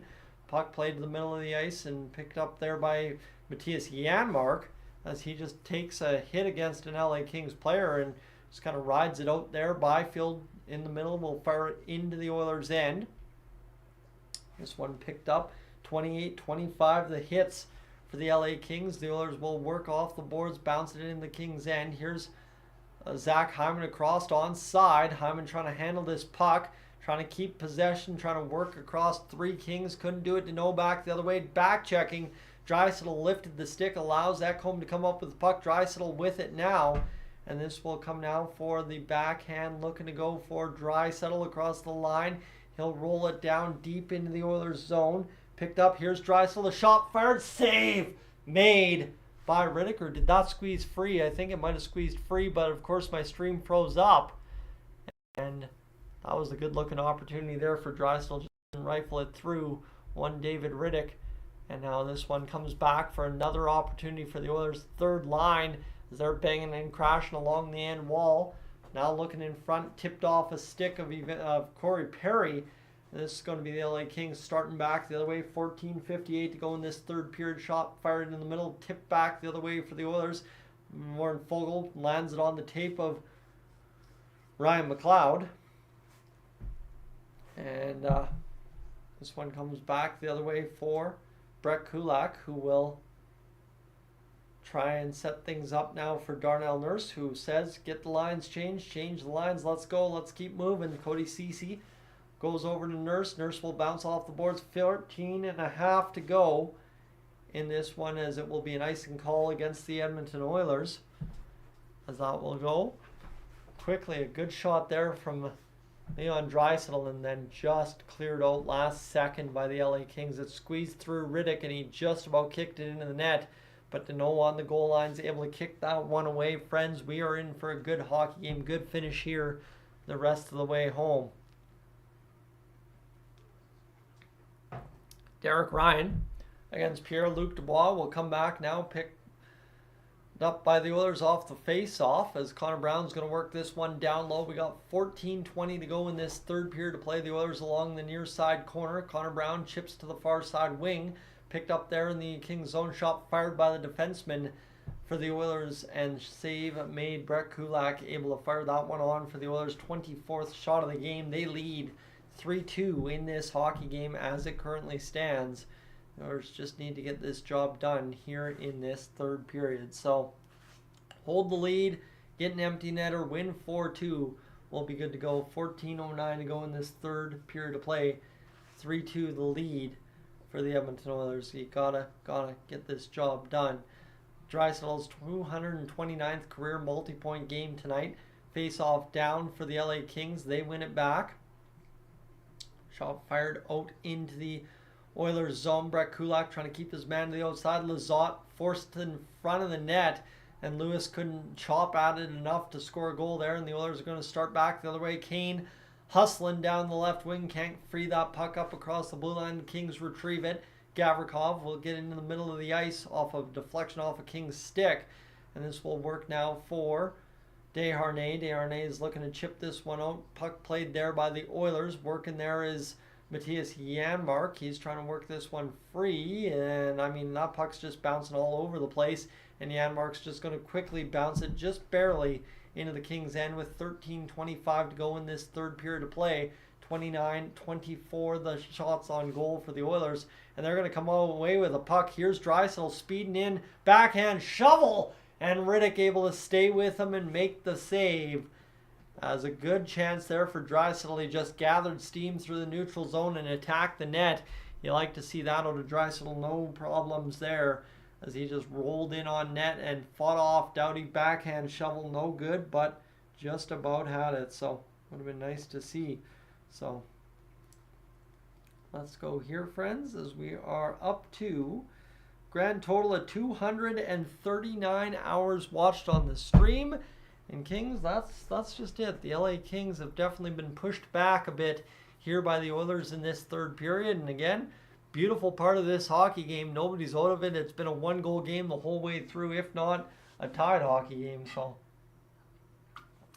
looking forward to more of the same here the rest of the way home, as the Oilers hopefully, on my part anyway, get the empty net goal that pushes us to where we need to be. But we are rolling here, friends, just on a commercial break again, as it was Evan Bouchard's 15th of the season from Leon Draisaitl's 44th assist and Connor McDavid's 70th assist of the season. Can't wait for someone to ask Connor McDavid how it felt to pass up a whole bunch of goals again tonight, as he now has 2 assists on the night yet again. That is what now in 3 periods, so that would be 19 periods, 20 periods of play. Some just wild amount of assists for Connor McDavid over the past 21 periods of play here for the Oilers. So, yeah, we have just got a little commercial break here in the stream as we have a few brief moments to keep things going, and I will just take a look here as the Evander Kane short continues to get views. What's got views here this hour?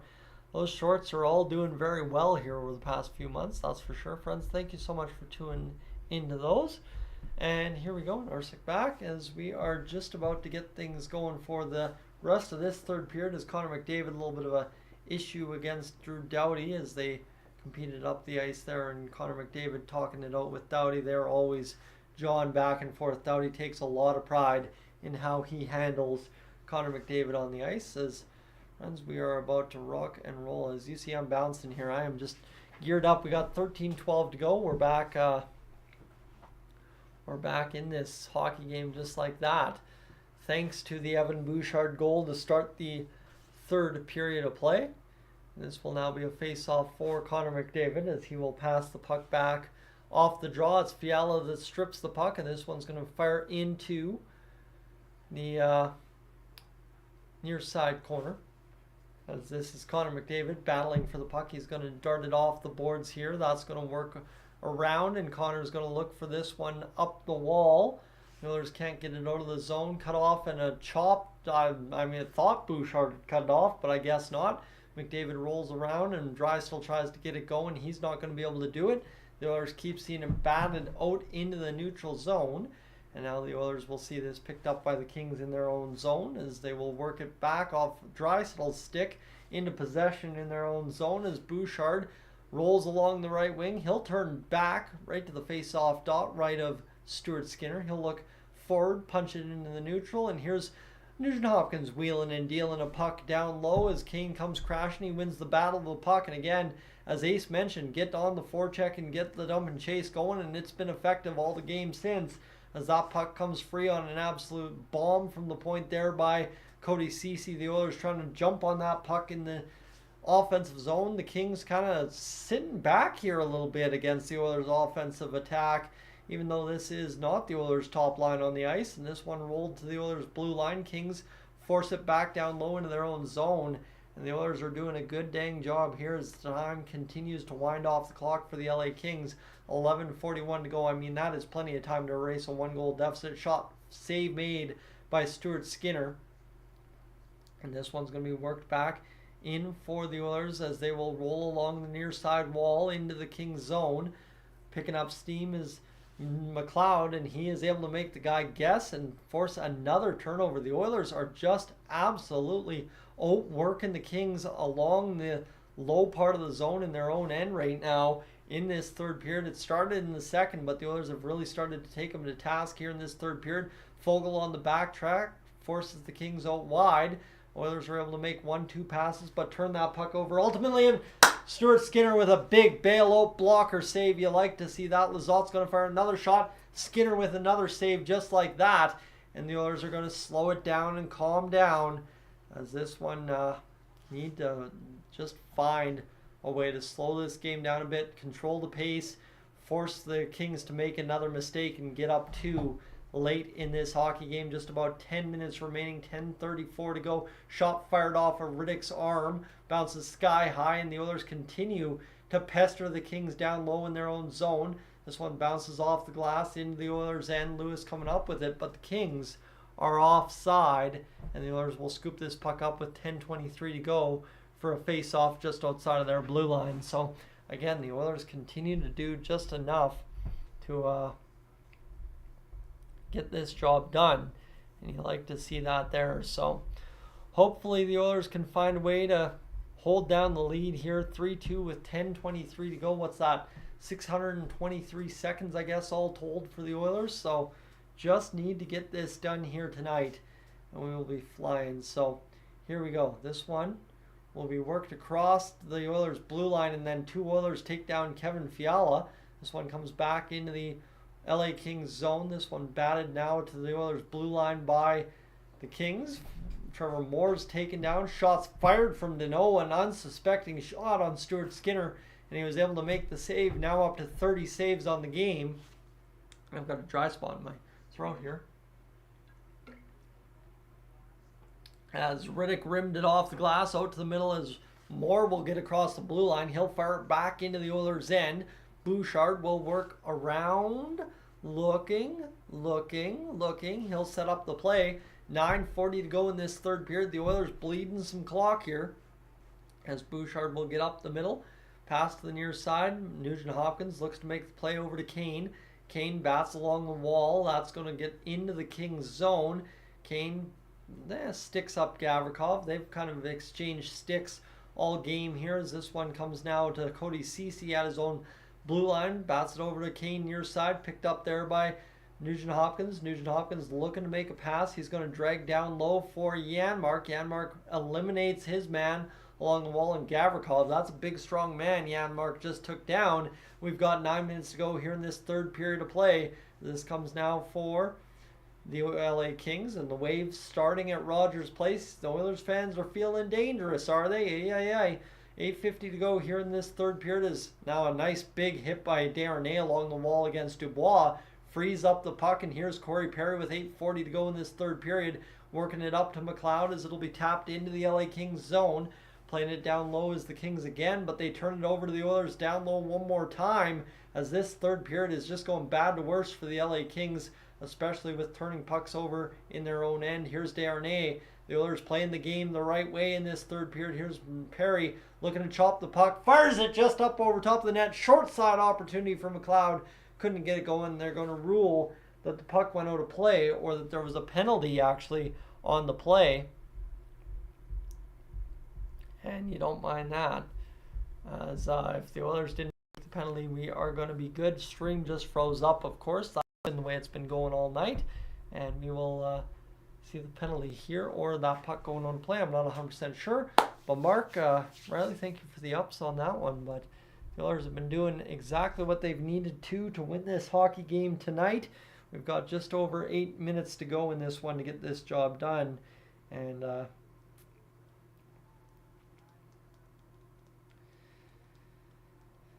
here we go. Friends, let's do this. Let's finish this and make a statement. Jeff, I am right there with you. It's been one of those kind of statement games for the Oilers, especially if we win this one 3-2 or 4-2 with an empty netter. Good goaltending out of Stuart Skinner against a playoff team, right? If the LA Kings beat us tonight, they would take third in the Pacific. So for the Oilers, we just got to handle the pressure and finish off this third period the way we know we can, especially against a team like the LA Kings come springtime. And friends, as we continue here, 258.6 hours on the stream. So we are in to bonus time. Every minute from here on out is bonus amongst that. So let's see what we can do here, friends. As do the Oilers have 4 players, or do the LA Kings have 4 players? It is a power play for the Edmonton Oilers, is what you guys are saying on the stream here. I did not catch who the penalty was because my stream froze, but it's Matt Roy who took a 2-minute hooking penalty. Of course, the LA Kings, 32 shots on goal. The Oilers, 28, 36-31.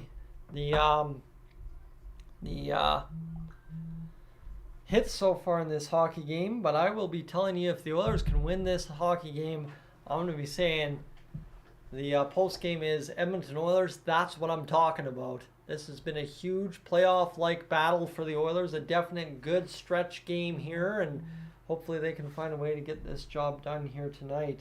And let's see what we got going on here. Frankie is sending me something.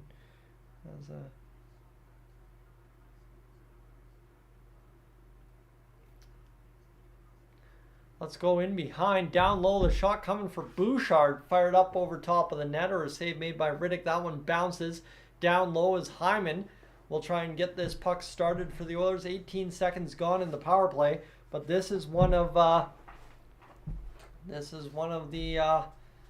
chances here for the Oilers to definitely bury this game, as this one will be across the line. Here's McDavid playing it, looking back down to the high point. Picked up by Bouchard as it escaped the zone. Now a pass for Draisaitl. McDavid takes contact to allow Hyman to get across the line. Hyman looking to bat this one over to Draisaitl. He'll carry up. The Oilers offense looking discombobulated on this power play. They've killed off a minute of power play time, but there's also 7:20 to go in this third period. That one, a puck mishandled and fired down low to Stuart Skinner by the LA Kings. 7:11 to go in this third period. 54 seconds remain in this power play here, as the Oilers will get going, as they will roll up, and this one comes across the line. Now here's McDavid looking in on the that's Fogle. The Oilers went to the second unit quick. 6:50 to go in this third period. The shot fired. Kempe shoots. Skinner the save, his 31st of the hockey game. You like to see it. And friends, I have just had my man Frankie send me the photo of B. Rich. Of course, B. Rich, 0 for a rip. You're seeing that live in the top of the chat there.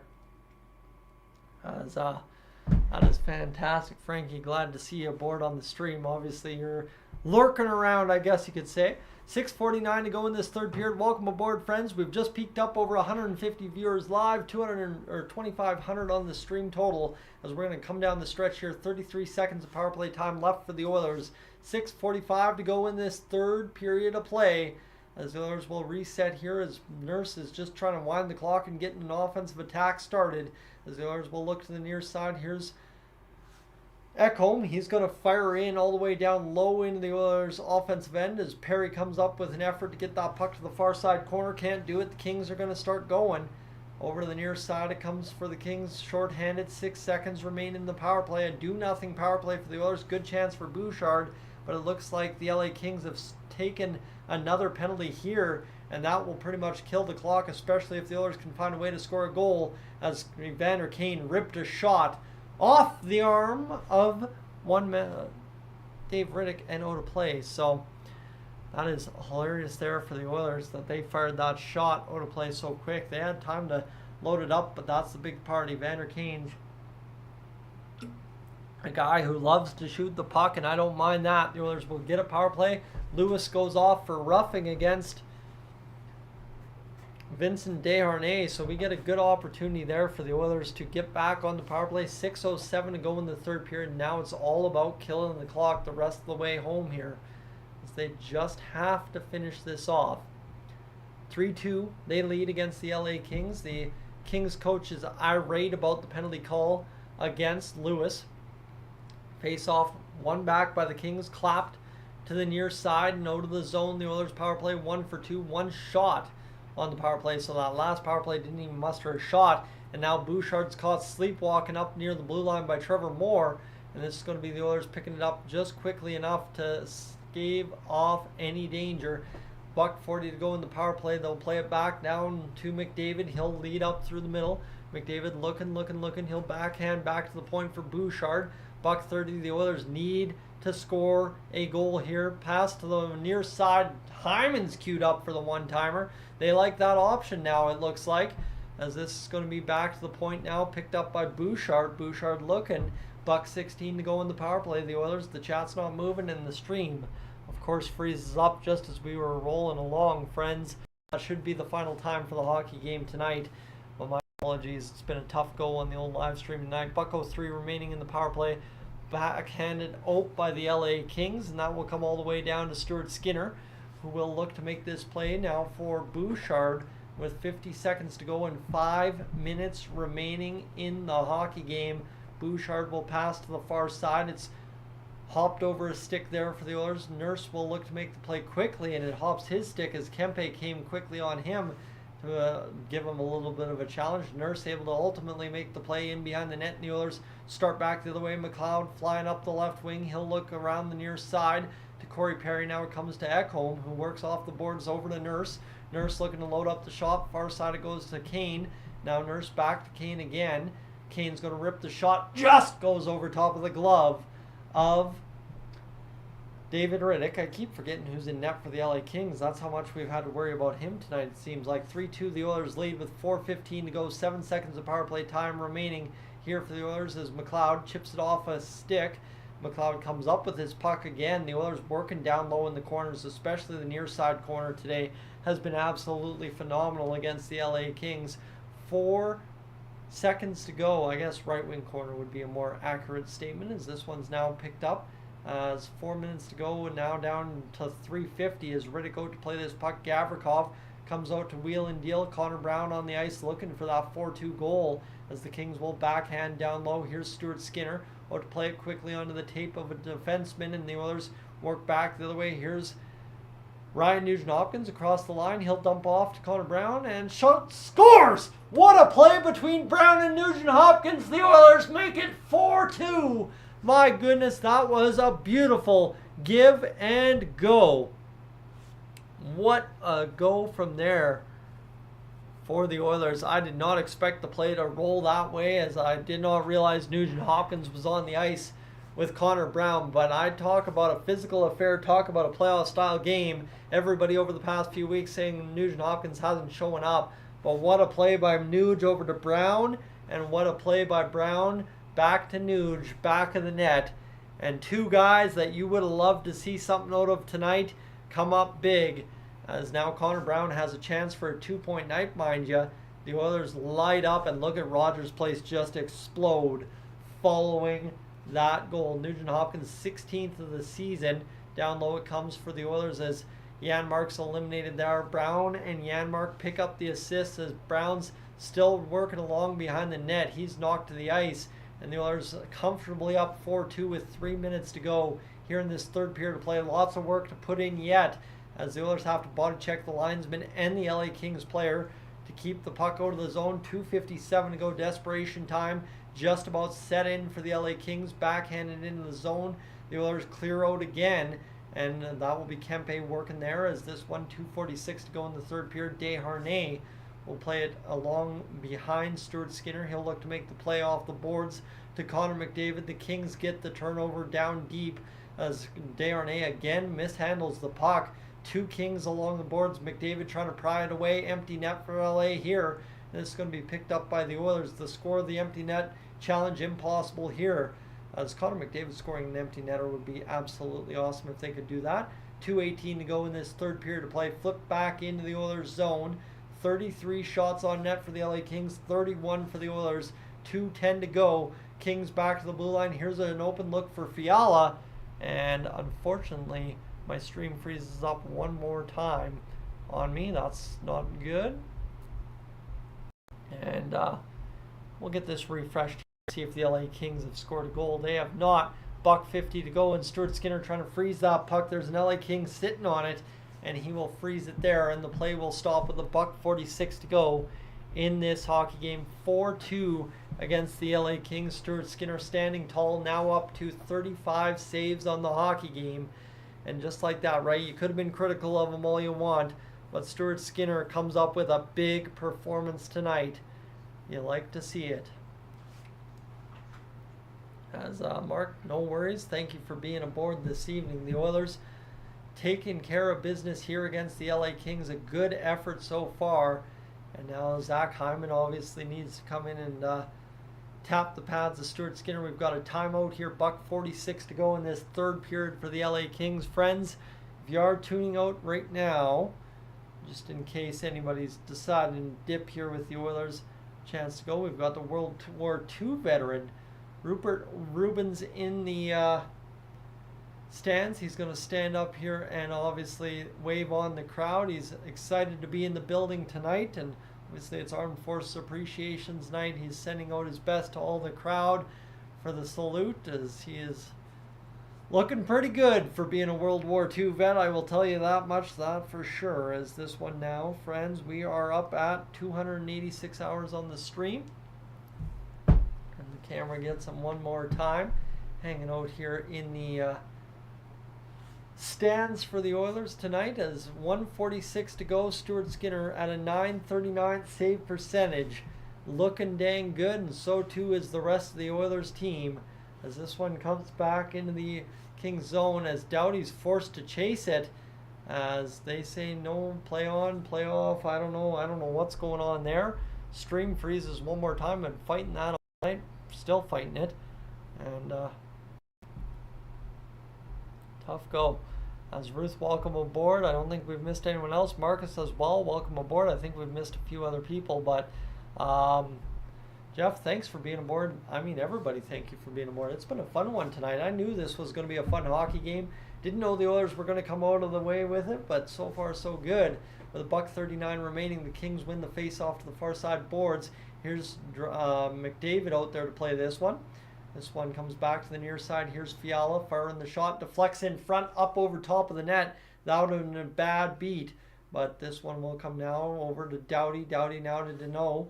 Deneau over to Fiala. Fiala plays it down low, and that will come back to the near side point for Deneau. Doughty loads up the cannon, doesn't fire it. $1:14 to go. Kings running out of time. Third period, the Oilers need a change here, though. Feed in front for Deneau. Can't get it going. And this one will work to the far side, down to the near side. Fiala fires the shot. Save made by Skinner. He makes save number 36 of the hockey game with 59.4 seconds to go. Kempe is going down the tunnel for some reason. And that will do it here probably tonight. As this one... big save for Stuart Skinner to keep the score right where it is at 4-2, and the Oilers have to have Connor Brown on the ice here to try and score this fourth goal of the game. As this will be a face-off now for Derek Ryan. Looks like they've got the fourth line grinders on the ice. Fiala fires the shot. Save made by Skinner, tapped off the side of the net by the Kings twice over. Fourth line out there trying to win this hockey game late in this period. As 46 seconds go, Skinner off the post, I believe, makes a huge get over to close up a hole. Kings firing around the puck. 40 shots now credited to the Kings. Shot by Fiala, blocked in front, pass to the middle, and now here comes Ryan McLeod. He's going to lift to the middle of the ice, and coming down is Connor Brown. It's icing against the Oilers. 26.1 seconds to go. And the Oilers still desperately trying to cling to this 4-2 lead. Doesn't seem like much, but looks like Kempe might have hurt his wrist falling on top of Cody Ceci, hurt his arm or something. And my friends, Adrian Kempe icing it on the bench. He goes down the tunnel. And yeah, we've seen him go down the tunnel earlier, but definitely injured on that play. 26.1 seconds to go. As this one will go into the neutral zone. Connor Brown's got to bite a goal here. Connor, you got to sell out and get yourself a goal, my man. As the Kings with 15 seconds, Fiala fires to the far side. They've got an open man. Dubois down the boards as Ekholm will try and lead this one along the boards. As that will be Doughty back to the blue line. Fiala looking to make the play. Tipped in front, blocked by the Oilers. 1 second to go. That will do it for the hockey game. The Edmonton Oilers win an absolute huge game. It ends up being a clinic of a defensive and goaltending performance for the Oilers. And Jeff and Jenico, you can say it. Play La Bamba, baby. The Edmonton Oilers find a way to win a huge hockey game on what is a night that Oilers fans will obviously remember well. You needed to win a hockey game, and that we do, friends. Big 4-2 victory, 70 points now on the season. We need 24 to make the playoffs. Well, what I'll say before we finish up here tonight, friends, hats off again. Thank you to David and King's Rule for the donations earlier on in the live stream tonight. And with that, we will get over to the post-game edition of Dolynny TV here in just a second. As if you're heading out here post-game, make sure to hit that subscribe button and stick around for more Oilers content here on Dolynny TV. And with that, friends, let's gun up and get this going. Hey friends, this is Dolynny TV. Welcome aboard to the post-game edition. The Oilers defeat the LA Kings 4-2. And a victory that the Oilers needed very badly. Obviously, it could have gone either way tonight. A well-styled playoff game, physical affair, and a lot of good things happened for the Edmonton Oilers tonight. Let me tell you that much for sure. But when it comes to the Edmonton Oilers, how to win hockey games, how to respond to criticism, well, this is what I'm talking about. This is exactly what I want to see out of the Oilers night in, night out. A complete effort to stick with it 60 minutes. Even when they didn't have their best, they weren't at their worst. And Stuart Skinner comes through with a beautiful performance. A 40 shot against performance, so somewhere in the 38-39 save range. The Oilers score 4 goals. Didn't get an empty netter, so 4 goals against an actual goalie. And obviously just beautiful goal scoring for the Oilers there. So let's quickly break down the goal scoring department, and then let's break this down the way we need to. Trevor Moore started things up. Zach Hyman responded. Alex Lafreniere scored the goal for the Kings to make it 2-1. Draisaitl and the Oilers score 3 unanswered from there. Draisaitl's 29th, Bouchard's 15th, and Ryan Nugent-Hopkins 16th of the season. Janmark and Connor Brown draw assists on Nugent-Hopkins 16th. And obviously Nuge has a double-point game, 2-point game for his 52nd point of the season. So he shows up in a big-time physical affair. 40-32 the hits for the LA Kings tonight, all told.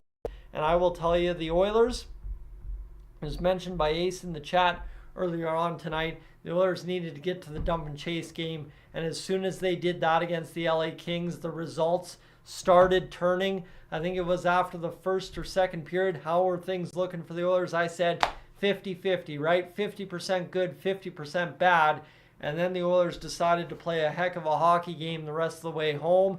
A very well playoff style game that nets us a 4-point win against the LA Kings. They could have been 2 points up on us. Instead, we're 2 points up on them. And we retain our spot in third place in the Pacific Division. Friends, all told, it's a glorious victory for the Edmonton Oilers. Exactly what all of us wanted to see out of our Edmonton Oilers tonight. And that will do it pretty much for me tonight. I am gassed. It has been a long day. I'm going to head to bed. I'm Tyson, this is Dolynny TV. Thanks so much for being aboard. I am up on out of here.